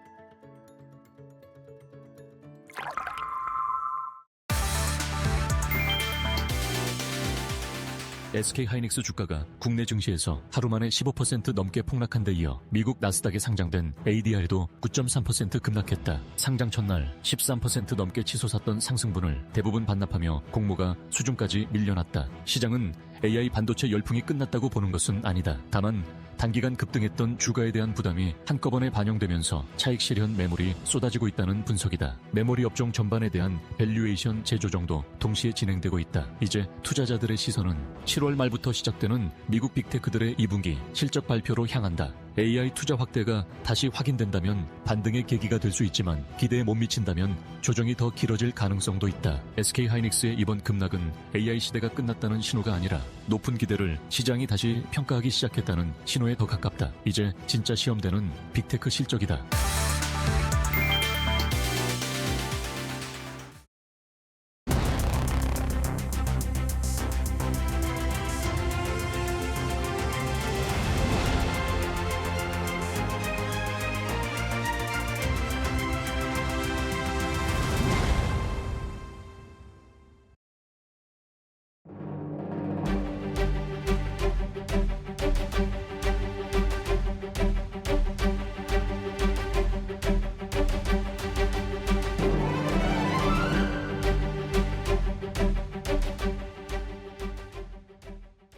네, 맥락 시간으로 이어가 보도록 하겠습니다. 오늘 우리 시장의 분위기가 그다지 좋지 않은 모습 나타나고 있습니다. 유가증권 시장은 상승을 좀 지속적으로 시도하고 있는데 코스닥 같은 경우에는 2% 넘게 하락을 하고 있는 모습인데요. 코스닥 상승을 했던 것도 시원한 상승이 나와준 적도 없는 것 같은데 지속적으로 빠지면서 답답하신 분들 많으실 것 같습니다. 오늘 관련된 이야기 나눠보고 앞으로 코스닥에 대한 전략도 잡아보도록 하겠습니다. 루체 인베스트의 우현진 팀장과 함께합니다. 안녕하십니까? 안녕하세요. 네, 반갑습니다. 코스피는 오늘 외국인과 기관의 매수세가 유입되면서 그래도 등락 좀 반복을 하고 있는데요. 코스닥은 장중에 매도 사이드카가 발동이 됐었고 750선까지도 내어주는 모습이 연출되기도 했었거든요. 코스닥이 이렇게 오늘도 빠지는 이유는 왜 빠지는 걸까요? 일단 코스닥이 반등하려면 코스피가 먼저 버텨주거나 상승 전환을 해줘야 됩니다. 왜냐면 그동안 이제 삼성전자 하이닉스로 몰렸던 수급이 조금 빠져나가면서 코스피 시장이 꺾였잖아요. 근데 삼성 하이닉스의 실적 전망치가 크게 바뀐 거는 없어요. 여전히 PER적으로는 싸거든요. 그런데도 불구하고 주가가 밀리다 보니까 시장이 다른 실적주를 찾아서 제한적으로 움직이는 모습이었거든요. 그래서 일부 보시면 매일 그런 건 아니지만 삼성전자나 SK하이닉스가 흔들릴 때 다른 낙폭과대 실적주로 수급이 들어가는 모습이 조금 나타났습니다. 그게 뭐 엔터주가 될 수도 있고 소비주나 뭐 유통주 이런 쪽으로 선별적으로 들어갔는데 그래서 지금 시장의 포커스는 무조건 실적이에요. 실적이 뒷받치지 않으면 일단 수급이 들어가지 않습니다. 근데 코스닥 같은 경우는 코스피보다도 훨씬 더 고평가예요. PER 기준으로도 30배. 근데 코스피는 지금 거의 뭐 6배 정도까지 떨어졌다. 이렇게 얘기를 하죠.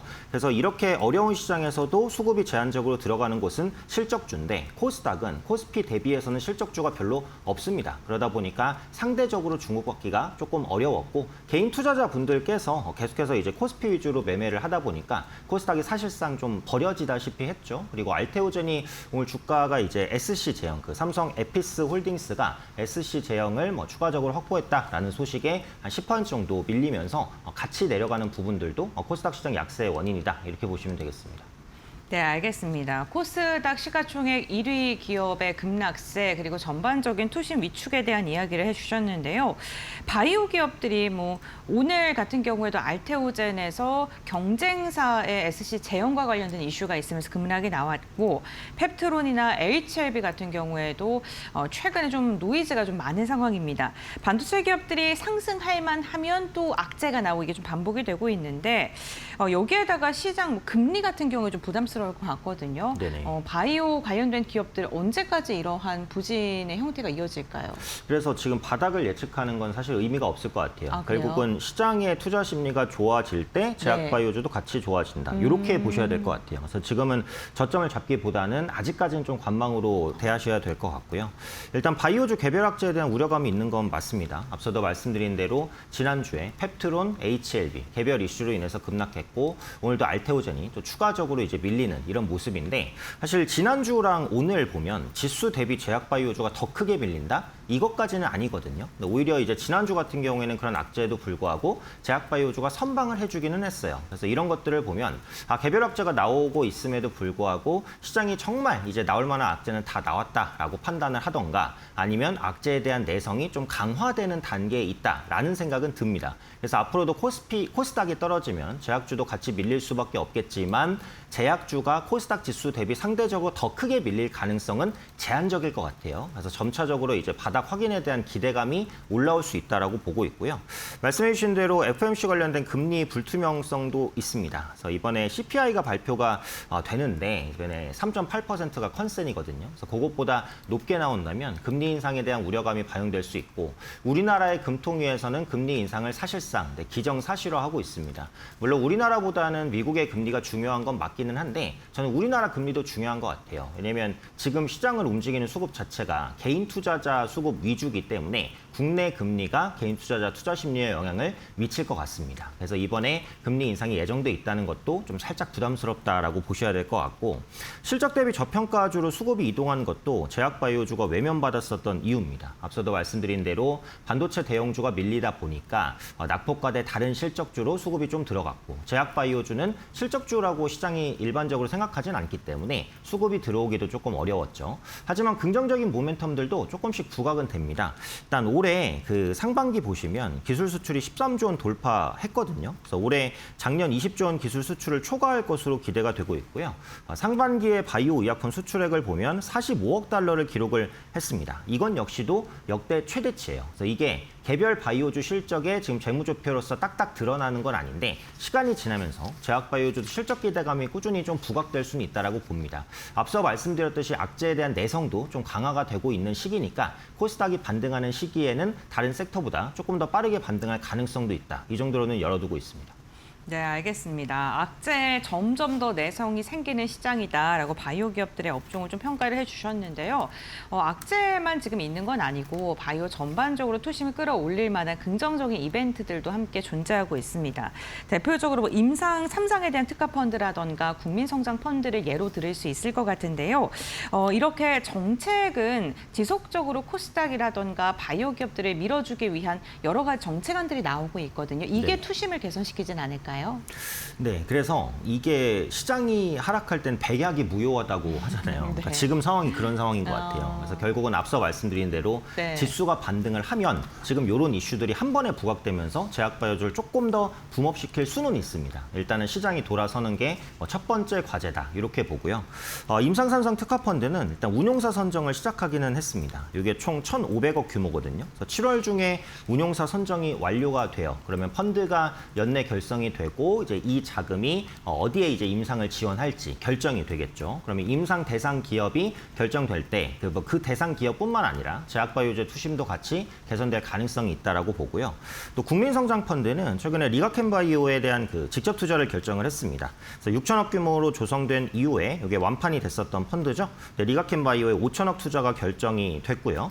앞으로 지분을 확보하는 방식으로 그 기업의 투자 부담을 완화시켜 줄 것으로 보여져요. 특히 2차 국민성장펀드가 9월 달에 또 출시가 됩니다. 또 상당한 자금이 몰릴 것으로 예상이 되고요. 그렇다면 이 자금들이 또 제약바이오주에 대한 직접 투자 대상 기업을 찾겠죠. 그래서 이런 부분들은 제약바이오주의 수급 개선 기대감으로 같이 연결될 수 있습니다. 또 9월 달에 그 코스닥 승강제 선정 기준이 발표될 예정입니다. 그래서 프리미엄과 스탠다드, 관리군으로 구분이 되고요. 한 70종목 정도로 압축이 될 것 같은데 요거는 이제 조금 지켜봐야 될 것 같아요. 그러니까 만약에 실적에 좀 포커스를 둔다. 그럼 70종목에서 제약바이오주가 엄청 많이 편입은 안 될 수도 있고 근데 만약에 미래 성장성에 많이 포커스를 둔다. 그러면 제약바이오주가 많이 편입될 가능성은 있습니다. 그래서 일단 제약바이오주의 투심에는 미래 성장성이 높게 반영되는 게 일단 좋아요. 그래서 이 부분은 아직 어떻게 나올지 모르는 부분이기 때문에 9월 달에 나올 그 코스닥 승강제 선정 기준 이 부분도 좀 확인해 보시면 투자에 도움이 되실 것 같습니다. 네, 알겠습니다. 바이오주의 또 긍정적인 이벤트도 좀 정리를 해주셨는데 결국에는 시장의 전반적인 특히나 바이오 업종에 대한 투자 심리가 개선되는 게 선행돼야 된다라고 말씀을 해주셨습니다. 그렇다면 그런 투자 심리에 불을 지필 만한 이벤트들 어떤 게 있는지 한번 살펴보도록 하겠습니다. 이번 달에도 좀 이벤트들이 남겨져 있을까요? 맞습니다. 그래서 이번 달도 이벤트가 중요하고 네. 지난주에 나온 게 리가켄바이오의 R&D 데이였는데 네. 여기서 의미 있는 이슈들이 좀 있었어요. 아까도 제가 그 국민성장펀드가 리가켄바이오에 5천억 투자를 한다라고 말씀을 드렸잖아요. 근데 기존에 리가켄바이오가 확보하고 있는 자금까지 합쳐서 1조 원의 금액을 미래 전략에 활용하겠다 이렇게 밝혔습니다. 그래서 동사의 그 ADC 기술이죠. 항체 약물 접합체. 그래서 이 기술 이전 추가적으로 하겠다라고 했고요. 또 자체적으로 임상을 통해서 신약 개발도 하겠다라고 했습니다. 그래서 기존에 가지고 있는 플랫폼 기업에 신약 개발 기업의 가치를 더하겠다라고 했으니까 이 부분도 시장이 안정이 되면은 또 주가에 긍정적으로 작용할 수 있겠다 이렇게 판단을 하고요. 사실 이번 달에 가장 중요했던 이벤트는 HLB의 임상 3상 통과였기는 합니다. 그런데 안타깝게도 이번에도 이제 통과가 되지 못했어요. 2번 정도의 하한가 이후에 저점을 다시 찍는 모습이어서 HLB 이슈가 추가적으로 제약바이오주에 큰 악재로 더 작용하지는 않을 거라고 현재는 보고 있고요. HLB 다음으로 중요한 이슈는 이제 코오롱 티슈진입니다. 코오롱 티슈진의 TGC 3상 톱라인 공개가 예정돼 있는데 이게 예전에 그 인보사로 우리에게 많이 알려져 있었어요. 근데 이게 그 연골세포가 아닌 신장세포를 썼다는 이유로 국내 품목 허가가 취소가 됐습니다. 그래서 코오롱 티슈진이 완전히 신뢰를 잃어버렸었는데 이 코오롱 티슈진이 거기서 이제 끝낸 게 아니라 이제 미국으로 가서 이 인보사 관련된 시험을 계속해서 했거든요. 그래서 바뀐 신장세포가 위험하지 않다라는 것도 거의 다 증명을 했고 또 무릎관절 치료제로서의 역할도 할 수 있다라는 부분을 많이 증명해내고 있습니다. 그래서 이번에 임상 3상의 톱라인 발표에서도 긍정적인 이슈가 나온다라고 한다면 추후에 이제 FDA 품목허가 신청까지도 갈 수 있거든요. 그래서 HLB는 기대를 좀 저버렸지만 코오롱 티슈진에는 한번 좀 기대해 볼 수 있지 않을까라는 부분들. 그래서 임상 3상 톱라인 발표가 아마 이번 달 말 정도에 나올 것으로 보여지고 있어요. 그래서 이 이슈가 긍정적으로 나온다면 제약바이오주 분위기 개선에 도움이 될 수 있다라고 보니까 이 이슈도 한번 확인해 보시면 좋을 것 같습니다. 네, 알겠습니다. 리가켄바이오 코오롱 티슈진과 관련된 이슈를 좀 정리를 해주셨습니다. 과연 코오롱 티슈진이 인보사의 아픔을 딛고 이번에도 긍정적인 이야기를 전해줄 수 있을지도 살펴보셔야 될 것 같습니다. 바이오 산업 여러 가지 산업들이 있습니다만 최근에 또 주목받고 있는 게 AI를 활용해서 신약 개발을 하는 기술도 전 세계적으로 주목을 받고 있는 상황이기도 한데요. 이러한 신약 개발과 관련된 모멘텀이 바이오 기업들의 주가를 또 끌어올릴 수 있을지도 궁금합니다. 맞습니다. 그래서 지금은 시장이 안 좋기 때문에 여러 이슈가 잘 먹혀들지는 않는 구간이지만 네. 중장기적으로 본다면 AI를 활용했을 때 그 신약 개발 가능성도 높아지고 비용도 훨씬 더 줄어드는 것은 맞거든요. 그래서 이 부분을 열심히 하는 기업들이 또 있습니다. 그래서 일반 신약 개발부터 이제 후보 물질 도출, 전임상, 임상 1, 2, 3상, FDA 승인 이렇게까지 가려면 기간 자체도 한 10년 이상은 원래 걸리고요. 비용도 수조 원 이상입니다. 그러니까 중소형 제약사가 감당하는 건 사실상 불가능하다라고 보시는 게 맞고요. 전임상부터 FDA 승인까지 확률이 0.1% 미만입니다. 그래서 이런 부분들을 좀 뛰어넘기 위해서 AI를 활용한 신약 개발 현재 활발하게 진행되고 있고 지금 AI가 가장 적극적으로 반영되고 있는 부분은 후보 물질 발굴입니다. 그러니까 모든 신약 개발은 후보 물질 발굴부터 시작하거든요. 근데 원래는 그 기존의 수만 개에서 수백만 개의 화합물을 직접 조합을 해봤어야 돼요. 그래서 이건 비용도 많이 들고 기간도 최소 몇 년 정도 듭니다. 그래서 후보 물질 발굴 자체도 쉬운 게 아닌데 요즘에는 이 AI 기술을 활용해서 단백질 구조 예측이라든지 독성 예측 이런 것들이 좀 가능해요. 그래서 후보 물질을 발굴하는 데 드는 시간이 기존 몇 년에서 현재 1년 이내로 줄어든 상태고요. 비용도 절반 이하로 내려갔습니다. 그래서 요거는 중소기업들도 쓸 수 있는 AI 신약 개발 플랫폼들이 좀 많이 나와 있기 때문에 앞으로 신약 개발 가능성이 좀 더 올라갔다. 이렇게 보실 수 있겠고요. 두 번째로는 임상 시험에도 쓰입니다. 그래서 환자 모집 스크리닝인데 일단 임상 진입 시에 임상 환경의 최적의 투여량, 투여 주기 이런 것들을 입증할 수가 있어요. 그러니까 기존에는 사람이 역시 일일이 눈으로 확인을 해야겠다면 이제 AI를 통해서 임상 환자에게 이 약품을 주입했을 때 몇 % 확률로 성공을 할 것인가에 대한 객관적인 데이터가 나옵니다. 그래서 임상 환자를 모집하는 데도 이게 도움이 되는 것이고 이 전 세계 병원의 전자기록을 실시간으로 또 분석을 할 수가 있어요. 그래서 이걸 통해서 또 환자를 모집하고 또 성공 확률까지 예측할 수 있는 시스템이 앞으로 신약 개발에 적극적으로 좀 도움이 될 것이다. 이렇게 보입니다. 그래서 구체적으로 기업을 보면 그 SK 바이오팜이 글로벌 AI 개발 기업인 인실리코 메디슨과 면역질환 치료제 후보 물질 발굴에 AI를 적극적으로 활용을 하고 있고요. 또 유한양행과 한미약품 같은 경우에는 AI 벤처기업 플랫폼 기술을 도입해서 후보 물질 최적화 연구를 현재 진행을 하고 있습니다. 그래서 지금 당장 이제 뭐 모멘텀이 될 수 있는 부분은 아닌데요. 네, 제약 바이오주가 좀 안정이 되고 AI 기술이 조금 더 제약 바이오에 깊게 들어갈 때 이전과는 좀 더 높은 밸류에이션을 받을 수 있는 요인이라고 생각하니까 앞으로 AI와 이 신약 개발의 결합도 좀 눈여겨보실 포인트가 되지 않을까 생각됩니다. 네, AI와 신약 개발에 대한 기대감이 있는 기업들도 좀 정리를 해주셨습니다. 오늘 팀장님과 함께 바이오 관련된 기업들 이야기를 나눠봤는데 사실 바이오 기업들 지금 시점에서 봤을 때는 팀장님이 말씀해 주신 거 봤을 때는 우선 투자 심리가 회복이 돼야 되는 게 가장 먼저일 것 같거든요. 네네. 어떤 식으로 전략을 세우면서 저희가 다음에 찾아올 기회를 좀 모색하면 좋을까요? 그래서 지금 제약 바이오주는 뭐 네. 트레이딩 접근으로 타이밍을 잡는다. 이건 좀 아닐 것 같고요. 결국은 네. 이제 투자 관점에서 볼 때 그 기업에 대한 개별 모멘텀 분석이 가장 중요하겠죠. 원래는 이제 우리가 주식 공부를 할 때도 이런 하락장이나 부진한 장에서는 공부하는 기회로 삼고 상승장에서 이제 좀 그 돈을 실러서 이제 수익을 네. 본다. 뭐 이렇게 이제 표현을 많이 하거든요. 그래서 지금은 바이오주가 주목받기는 어려운 상황이니까 진입 시기보다 종목 개별 파이프라인, 그다음에 기술 수출, 실적 모멘텀 이런 복합적인 분석이 필요하고 또 중장기적인 관점에서 접근을 하시는 게 맞을 것 같고요. 이제 기술 수출과 신약 개발 가능성 이 두 가지가 투자 포인트인 것 같습니다. 기술 수출은 기존의 레퍼런스를 가진 기업이 안전한 선택이기는 해요. 네, 한 번도 기술 수출을 못 해봤었던 기업이 성공할 가능성은 제한적이니까 그동안 이제 기술 수출 관련된 이력들을 조금 가진 기업들, 뭐 알테오젠은 단기 악재로 인해서 좀 밀리긴 하지만 알테오젠도 레퍼런스가 풍부한 기업이고요. 앞서 말씀드렸던 리가켄바이오도 ADC 플랫폼이라는 강력한 기술 수출 모멘텀을 가지고 있기 때문에 이런 기업들은 앞으로도 좀 눈여겨 보셔야 된다라고 생각하고요. 신약 개발 같은 경우는 이제 한미약품을 주목할 만합니다. GLP-1 비만 치료제 임상 3상에서 체중 감량 효능을 입증을 했어요. 그래서 올해 말에 국내 출시 목표가 조금 있고요.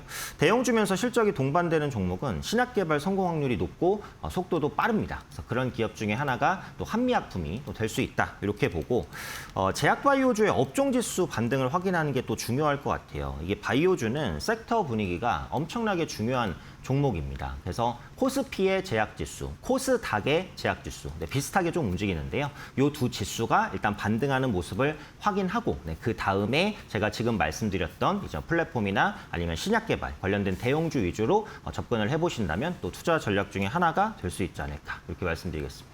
네, 알겠습니다. 오늘 팀장님과 함께 제약바이오 관련된 기업들에 대한 투자 전략을 세워봤습니다. 최근에 우리 시장 이 바이오 관련 기업들의 악재가 연일 터지면서 투자 심리가 많이 급격하게 위축되어 있는 모습 확인되고 있는데요. 어쨌든 업종의 심리가 조금 개선되는 걸 확인한 다음에 팀장님께서 말씀해 주신 모멘텀을 갖고 있는 기업들 이 기간 동안 좀 꼼꼼히 공부를 하시고 투자에 대한 상승 기조가 나왔을 때 한번 눈여겨보는 게 좋겠다라고 전략을 잡아주셨으니까요. 제약바이오 관련된 기업들 관심 있으신 분들은 오늘 말 기억하시고 좀 공부 한번 해보시면 좋을 것 같습니다. 팀장님과의 말씀 오늘 여기까지 나누도록 하겠습니다. 고맙습니다. 감사합니다.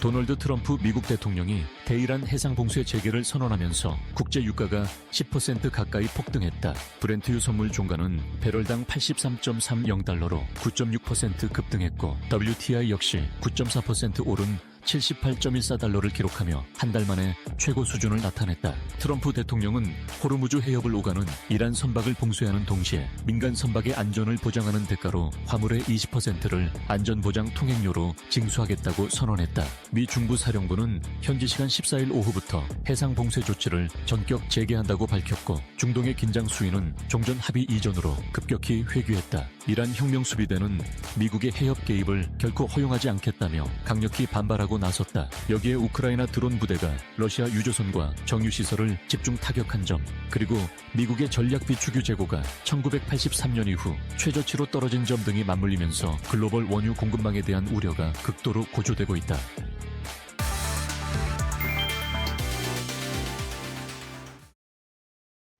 네, 7월 14일 화요일 장마감 동시효과 구간에 들어가 있습니다. 라스트 찬스로 이어가 볼 거고요. 이데일리 서동구 전문위원 모셨습니다. 어서 오십시오. 네, 안녕하세요.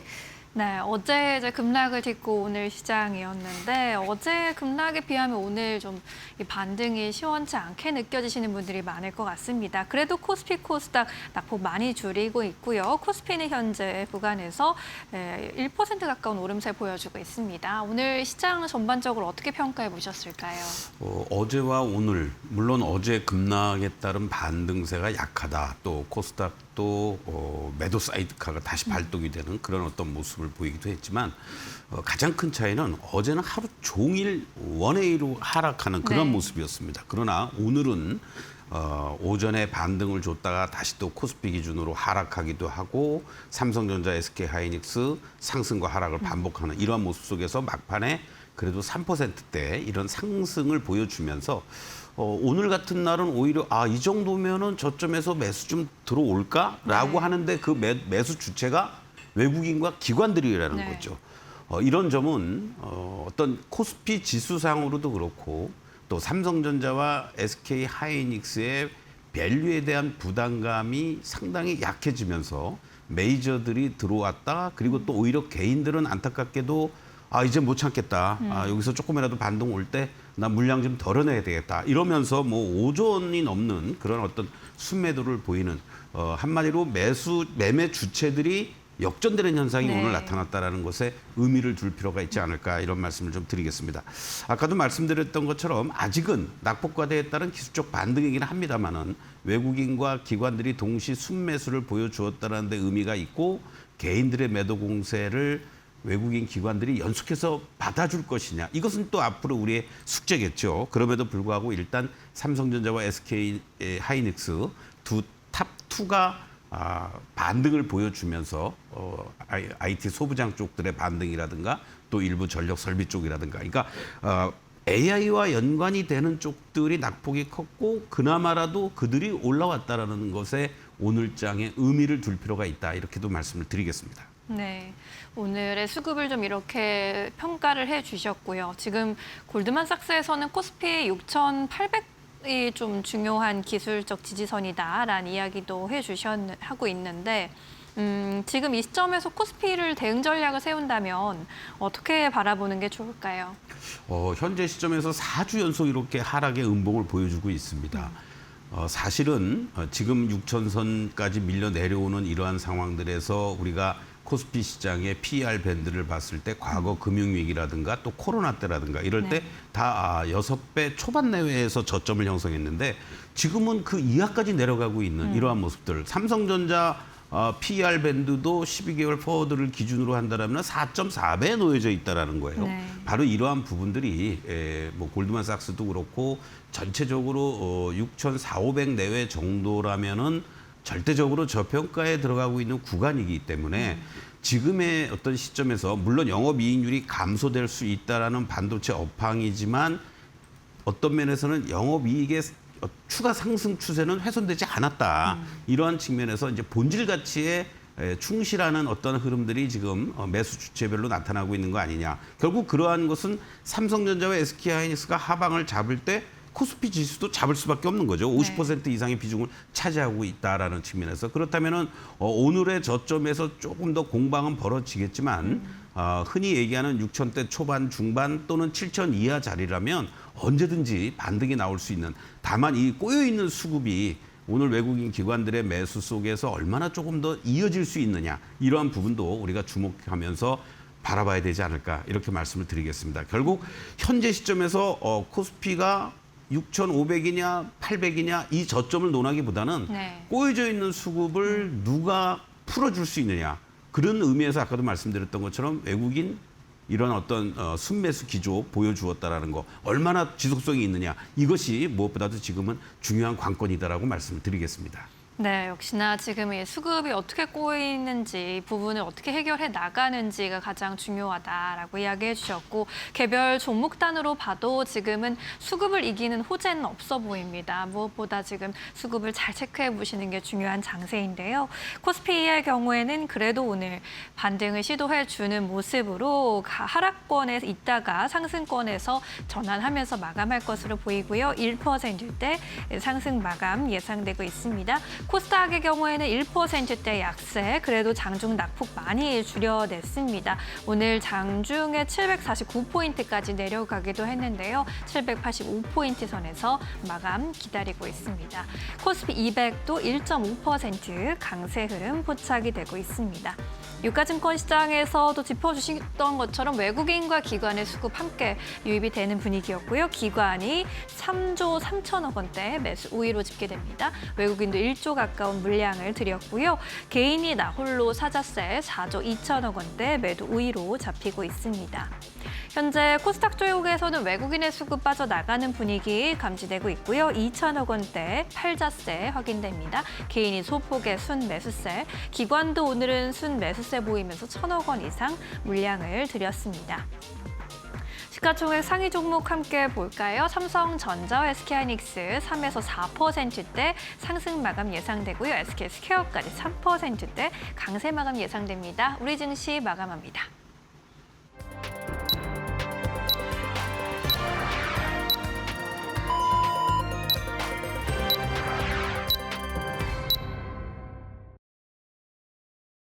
화요일장 국내 증시 마무리가 됐습니다. 오늘 양시장의 변동성이 여전히 좀 극심했던 하루였습니다. 코스피는 상승과 하락을 오고 가는 모습 나타났고, 코스닥은 장중에 7,050선 내어주다가 이를 만회하려는 듯한 움직임 막판에 나타났는데요. 오늘 고드만삭스에서 유가증권 시장의 하단 6,800선 지지할 것이다라는 이야기하면서 반도체 관련 기업들에 대한 여전히 긍정적인 전망을 내놓기도 했습니다. 반도체 기업들 오후장 들어서 좀 반등 시도하려는 모습이었는데 얼마에 마감이 됐는지 트레이딩 뷰를 통해서 알아보도록 하겠습니다. 오늘 삼성전자와 SK하이닉스가 장중 상승 하락을 반복하면서 결국에는 이 반도체 투톱의 변동성이 주가에도 영향을 주는, 지수에도 영향을 주는 움직임이 나타났습니다. 결국에는 두 반도체 기업들은 일제히 3% 이상의 상승력을 그리면서 마감하는 데 성공을 했는데요. 오늘 삼성전자는 테슬라의 테이프아웃 소식이 들려왔었고요. SK하이닉스 ADR이 잘 됐음에도 불구하고 좀 이 재료 소멸에 대한 그러한 이슈들이 좀 섞이면서 전반적으로 조정을 받았었죠. 오늘은 반발 매수세가 강력하게 유입되면서 결국에는 종가 부근에서 마감을 했습니다. SK하이닉스만큼 전일 강하게 밀렸던 게 스퀘어인데요. 스퀘어 역시나 오늘은 2% 넘는 상승력 그리면서 마감하는 데 성공을 했습니다. 다만 삼성전기와 LG이노텍과 같이 기판과 MLCC 관련된 기업들은 오늘도 하락 추세를 이어갔고요. 2차 전지 기업들 어제 반짝 반등하다가 오늘은 전반적으로 좀 투자 심리가 억눌린 모습, 방산 관련된 기업들 중동에 대한 지정학적 리스크는 여전히 지속되고 있지만 오늘은 매도세가 거세게 나온 모습도 확인되고 있습니다. 오늘 금융과 그리고 증권 관련된 기업들도 한 걸음 쉬어가는 모습이 나타나고 있고요. LS 일렉트릭과 현대 일렉트릭과 같이 전선 전력 설비 관련된 기업들로는 매수세가 유입됐습니다. 여기에다가 조선 관련된 기업들은 전반적으로 조정받았고 원전도 빠지는 모습이었고요. 현대차와 기아 역시나 오늘은 지금 2에서 4%가량 하락을 했습니다. 올해 고점 대비 60% 이상이 빠져있는 상황인데 여전히 투자 심리는 회복되지 않는 모습이고요. 오늘 서비스업 쪽 보게 된다면 삼성 에피스가 1% 넘게 상승을 했는데 알테오젠의 SS제형과 관련된 특허 삼성 에피스 호재가 발동이 되면서 오늘 상승 마감했다는 점도 함께 확인을 해보시면 좋겠습니다. 전반적으로 반도체 기업을 제외하고는 종목의 하락률이 굉장히 많았다는 점도 참고해 보시면 좋겠습니다. 다음으로는 코스닥 함께 살펴보시죠. 네, 오늘 삼성 에피스홀딩스가 강한 시세를 분출한 반면에 알테오젠은 무려 11% 넘는 급락세를 보이면서 마감을 했습니다. SC 제형에 대한 기대감 속에 시가총액 1위까지 올랐던 기업이기 때문에 오늘의 하락도 굉장히 깊었던 것으로 확인되고 있고요. 그러면서 ABL 바이오, 리가켄 바이오와 같이 ADC 제형이라던가 기술력을 갖고 있는 기업들도 전반적으로 투심이 위축이 됐습니다. 다만 그동안 악재 속에 주가의 급락을 거세게 맞이했었던 HLB는 오늘 반발 매수세 유입되면서 4%가량 상승 마감하는 데 성공했고요. 에코프로 그룹주들은 5에서 6% 빠지면서 2차 전지 특히나 리튬 가격 하락에 대한 충격을 좀 고스란히 받는 듯한 모습 나타나고 있고요. 조성 엔지니어링, PSK, 원익, IPS 오늘 소부장 기업들이 굉장히 좋았는데 VM 장비단에서 무려 18% 상승했고요. 테스도 16%가량 강세를 보이면서 마감했습니다. 하지만 이 반도체 소부장 안에서도 오늘 선별적으로 움직임이 나왔다는 점은 참고해 보시면 좋겠습니다.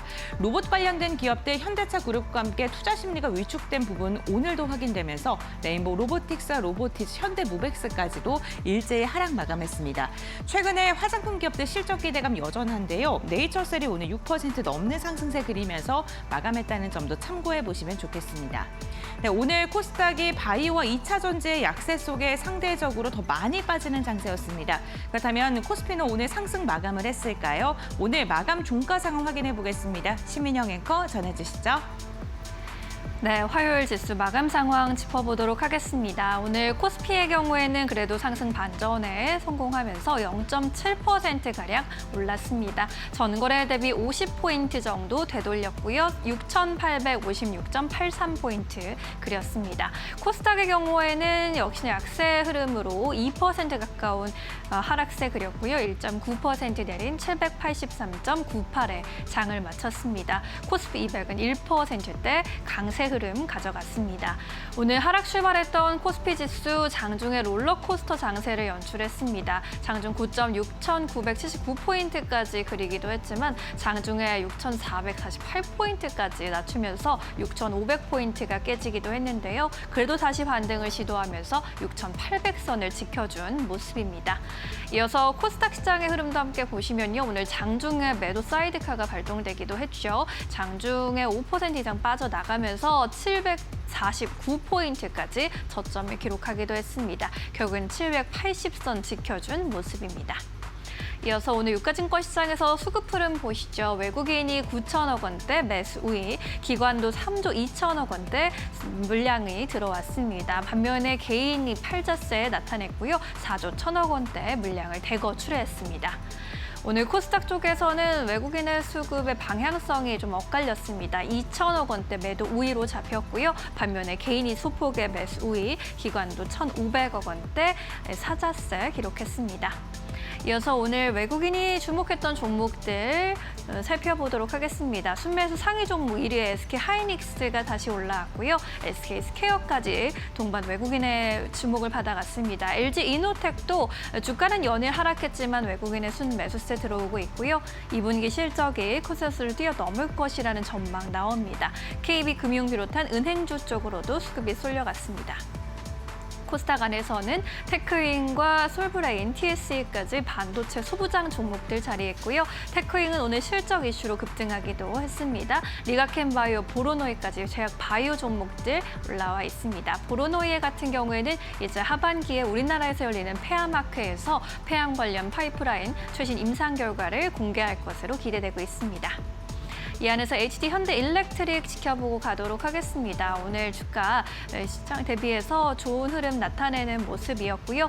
2분기 실적이 컨센서스에 부합할 것이라는 전망, 영업이익이 약 40%가량 전년 동기 대비 증가할 것이라는 분석이 나타나기도 했습니다.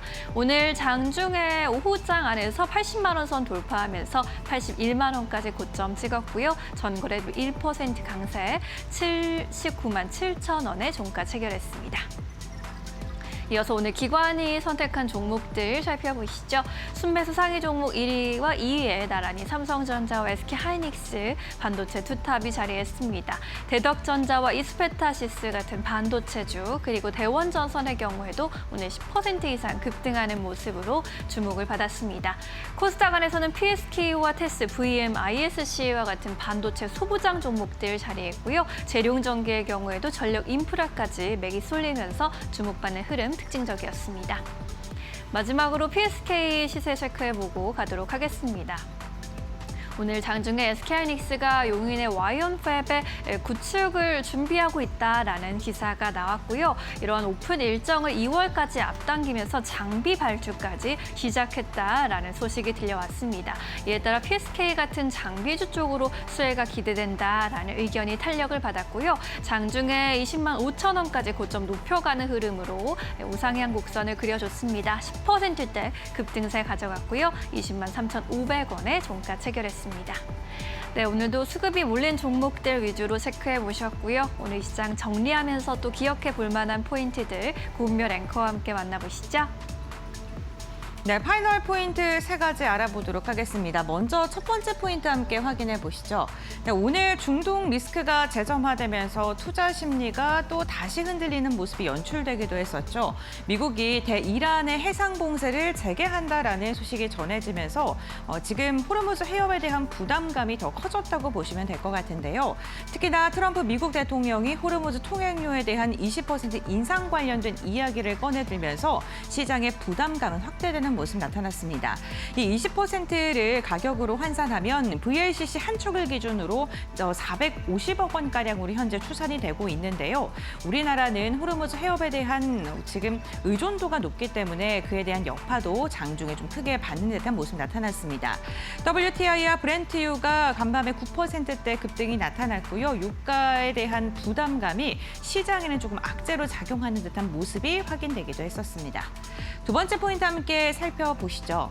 네, 오늘 우리 시장은 식량 인플레이션에 대한 부담감도 소화를 해주는 모습이 나타났고요. 특히나 비료나 사료 관련된 기업들이 장중에 강한 시세를 분출하기도 했는데요. 중동발 이슈로 인한 유가나 운임 비용 상승, 이를 통해서 농산물의 원료비 부담이 확대될 것이다라는 우려감이 고개를 들었고요. 엘니뇨 그러니까 기후 이상 현상으로 인해서 곡물 생산이나 공급 차질에 대한 부담감 또한 시장에서는 좀 주목을 하는 듯한 모습이었습니다. 특히나 간밤에 원래 연준 의사가 물가가 또 다시 뜨거워진다면 단시일 내에 긴축을 고려할 수도 있다라는 언급을 했고요. 결국에는 이 이사의 발언이 금리 인상이라던가 긴축에 대한 우려감으로 이어지면서 시장에는 또 위험 심리를 회피하려는 성향이 커졌다는 점도 참고해 보시면 좋겠습니다. 세 번째 포인트 함께 살펴보겠습니다. 이런 매크로적인 이벤트 속에 투자 심리가 좀 위축이 되면서 오늘 우리 시장 장중의 변동성이 굉장히 극심했었습니다. 코스피는 삼성과 하이닉스가 등락을 지속하면서 요동치는 모습 나타났고요. 장중에 상승과 하락을 지속적으로 반복하면서 밴드의 움직임을 가져가는 모습이었습니다. 특히나 장중 121선이 무너지는 모습까지도 확인이 됐었고요. 일봉상 음봉 흐름을 지속적으로 가져가려는 모습까지도 나타나기도 했었습니다. 오늘 코스닥의 급락세가 더 거셌었는데요. 장중에 5% 넘게 빠지면서 매도 사이드카가 발동되기도 했었죠. 이 장중 낙폭을 만회하면서 아래 꼬리를 단체 마감하긴 했습니다만 코스닥의 투자 심리가 오늘은 바이오와 2차 전지 금리 인상에 대한 부담감 속에서 좀 주목을 받았고 이게 하락을 야기하는 요인으로 작용하기도 했습니다. 하지만 시장이 상승을 했으면 하락을 하고 하락을 했으면 또 상승을 하기 마련이죠. 골드만삭스에서는 코스피의 지지선이 6,800이라면서 기계적인 매도, 레버리지 ETF나 인버스 ETF를 통한 매도로 인해서 지금 변동성이 극심한 것이다라고 코멘트를 달기도 했는데요. 그러면서 이 지지선을 딛고 반등의 여력이 있는 시장이기 때문에 선별적으로 종목을 엄선해서 매수할 필요가 있다라고 이야기를 했습니다. 오늘 국내 증시도 121선에 대한 테스트에 나선 다음에 결국에는 상승 마감하는 데 성공했는데요. 이렇게 변동성이 좀 지속되는 시장이 연일 이어지고 있는데 내일장은 우리가 어떻게 전략을 세워야 되는지 그에 따른 해법은 무엇이 있는지 지금 바로 알아보겠습니다.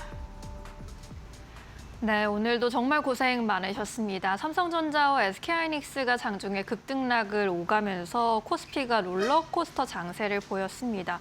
코스피가 이틀 연속 7,000선 아래에서 마감을 지었는데 내일은 좀 다시 올라와 줘야 연휴를 좀 기분 좋게 그나마 보낼 수 있을 것 같은데 내일 시장 포인트들 함께 체크해 보도록 하겠습니다. 위원님께서는 지금 시장에서 어떤 부분 좀 가장 중요하게 보고 계실까요? 네, 어제로서 공포의 끝자락이 좀 마무리되기를 바라고 이러한 과정들 속에서 워낙 지금 호재에는 둔감하고 악재에는 민감한 그런 투자 심리 상태가 되고 있습니다. 참 우리 투자자 여러분들 너무나도 안타까운 그런 현상인데 그럼에도 불구하고 우리가 정신을 차리면서 시장을 둘러싸고 있는 변화되는 요인들도 우리가 좀 체크를 해볼 필요가 있다. 이 말씀을 드리면서 네. 사실은 뭐 트럼프 대통령이 우리 시간으로 7월 17일 날 오전 10시에 대국민 또 뭐 기자회견을 한다 이런 얘기가 나오면서 중동의 지정학적 리스크가 재현되고 있는데 뭐 WTI 기준으로 70불 이상 넘어오긴 했지만은 미치는 영향은 제한적이고 아시아 시장도 그렇고 또 나스닥 선물도 강보합 이상을 잘 유지해주고 있다. 이러한 측면에서 본다라면은 유가의 흔들림이 있지만 너무 중동 사태가 전면전으로 확산되는 그러한 것은 아니지 않느냐. 이런 것도 우리가 좀 한번 센티를 안정시키는 데 있어서의 중요한 포인트라고 볼 수 있겠고 네. 또 무엇보다도 하다가 오늘도 환율이 10원이나 하락을 했습니다. 네. 모처럼 만에 오는 이 1,490원대이긴 하지만은 정말 1,500원이 이거 쉽게 무너지지 않을 거 아니야? 라는 외에도 불구하고 환율이 이 1,400원대로 진입이 됐다라는 거. 가장 중요한 것은 아마 외국인들도 환투기 세력들도 좀 쫄지 않았을까. 왜 이 네. 말씀을 드리냐면 2020년 우리가 한미 간에 코로나 당시에 한미 통화 스와프를 했을 때 200억 불이 채 안 됐습니다. 198억 불인가 그랬는데 그것은 이제 정책적인 자금이 될 텐데요. 이번에 ADR 하이닉스 상장을 하면서 256억 달러 40조 원 정도가 7월 말부터 9월까지 순차적으로 물론 전액 다 원화로 환산되는 건 아니겠지만 환전되는 건 아니지만 그 대기 매물이 외환시장에서 대기하고 있다라는 거 이러한 부분들도 상당히 작용을 하고 있지 않느냐라는 측면에서 원달러 환율이 다시 한번 1,500원 중반대로만 가지 않는다면 여기에서 1,450원 또는 1,500원 사이 그렇다면 외국인들의 수급도 개선될 여지가 충분히 있지 않을까 이런 부분도 중요한 포인트라고 말씀을 드리겠고 한 가지 아쉬운 것은 예. 고객 예탁금이 뭐 150조, 140조를 넘어가는 듯한 이러한 모습에서 138조를 고점으로 지금 100조가 이탈될 가능성이 높아지고 있다는 겁니다. 반면에 신용잔고는 좀처럼 물론 많이 청산이 되고는 있지만 줄지 않고 있다는 거. 네. 잠깐 화면을 한번 좀 보시겠는데요. 네. 빨간 선이 코스피 지수가 되겠고요. 그리고 또 파란 선이 신용융자 추이입니다. 그리고 고객 예탁금이 이제 검은 선이 되는데 지금 이 모습들을 보시면 이제 우리가 수급이 꼬였다라는 측면에서 보면은요. 어떤 면에서는 이렇게 코스피 지수가 순간적으로 흔들릴 때도 바로 고객 예탁금이 급증을 해주면서 130조 원대를 넘어가는 그러한 어떤 흐름이었습니다. 그리고 또 우상향을 코스피 지수가 보여주면서도 고객 예탁금과 신용잔고도 같이 갔는데요.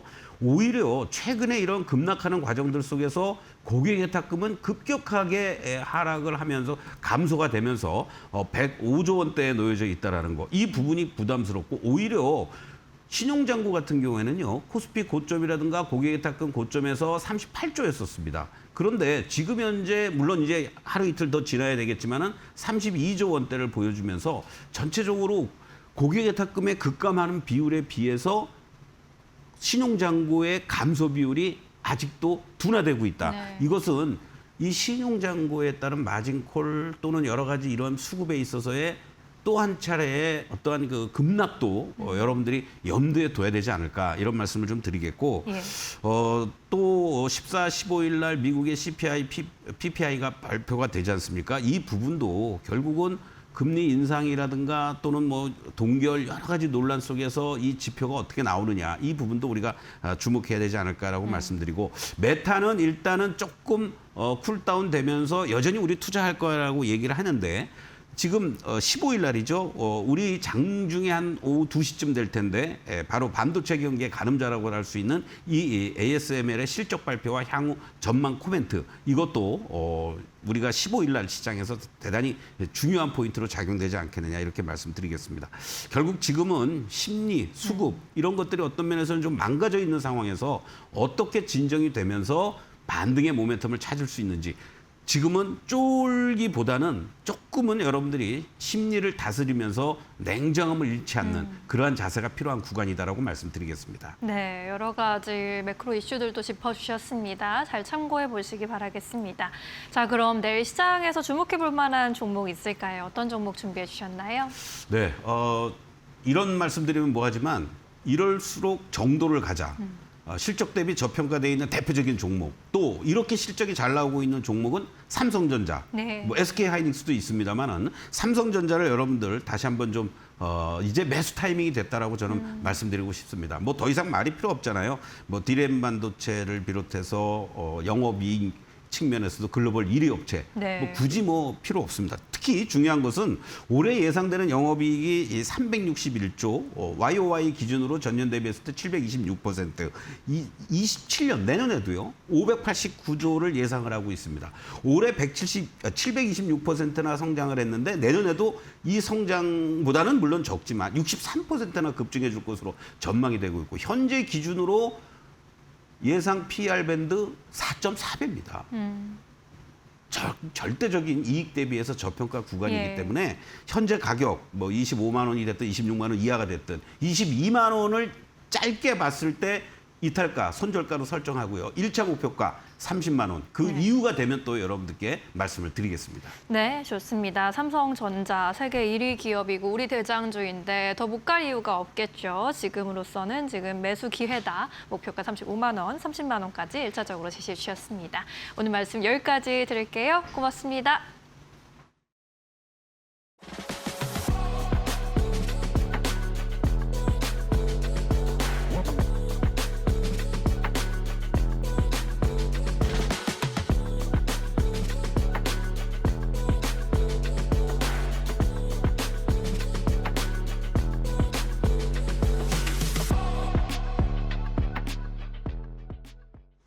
오늘 저희가 준비한 소식은 여기까지입니다. 내일도 2시에 찾아뵙겠습니다. 시청해주신 여러분 고맙습니다.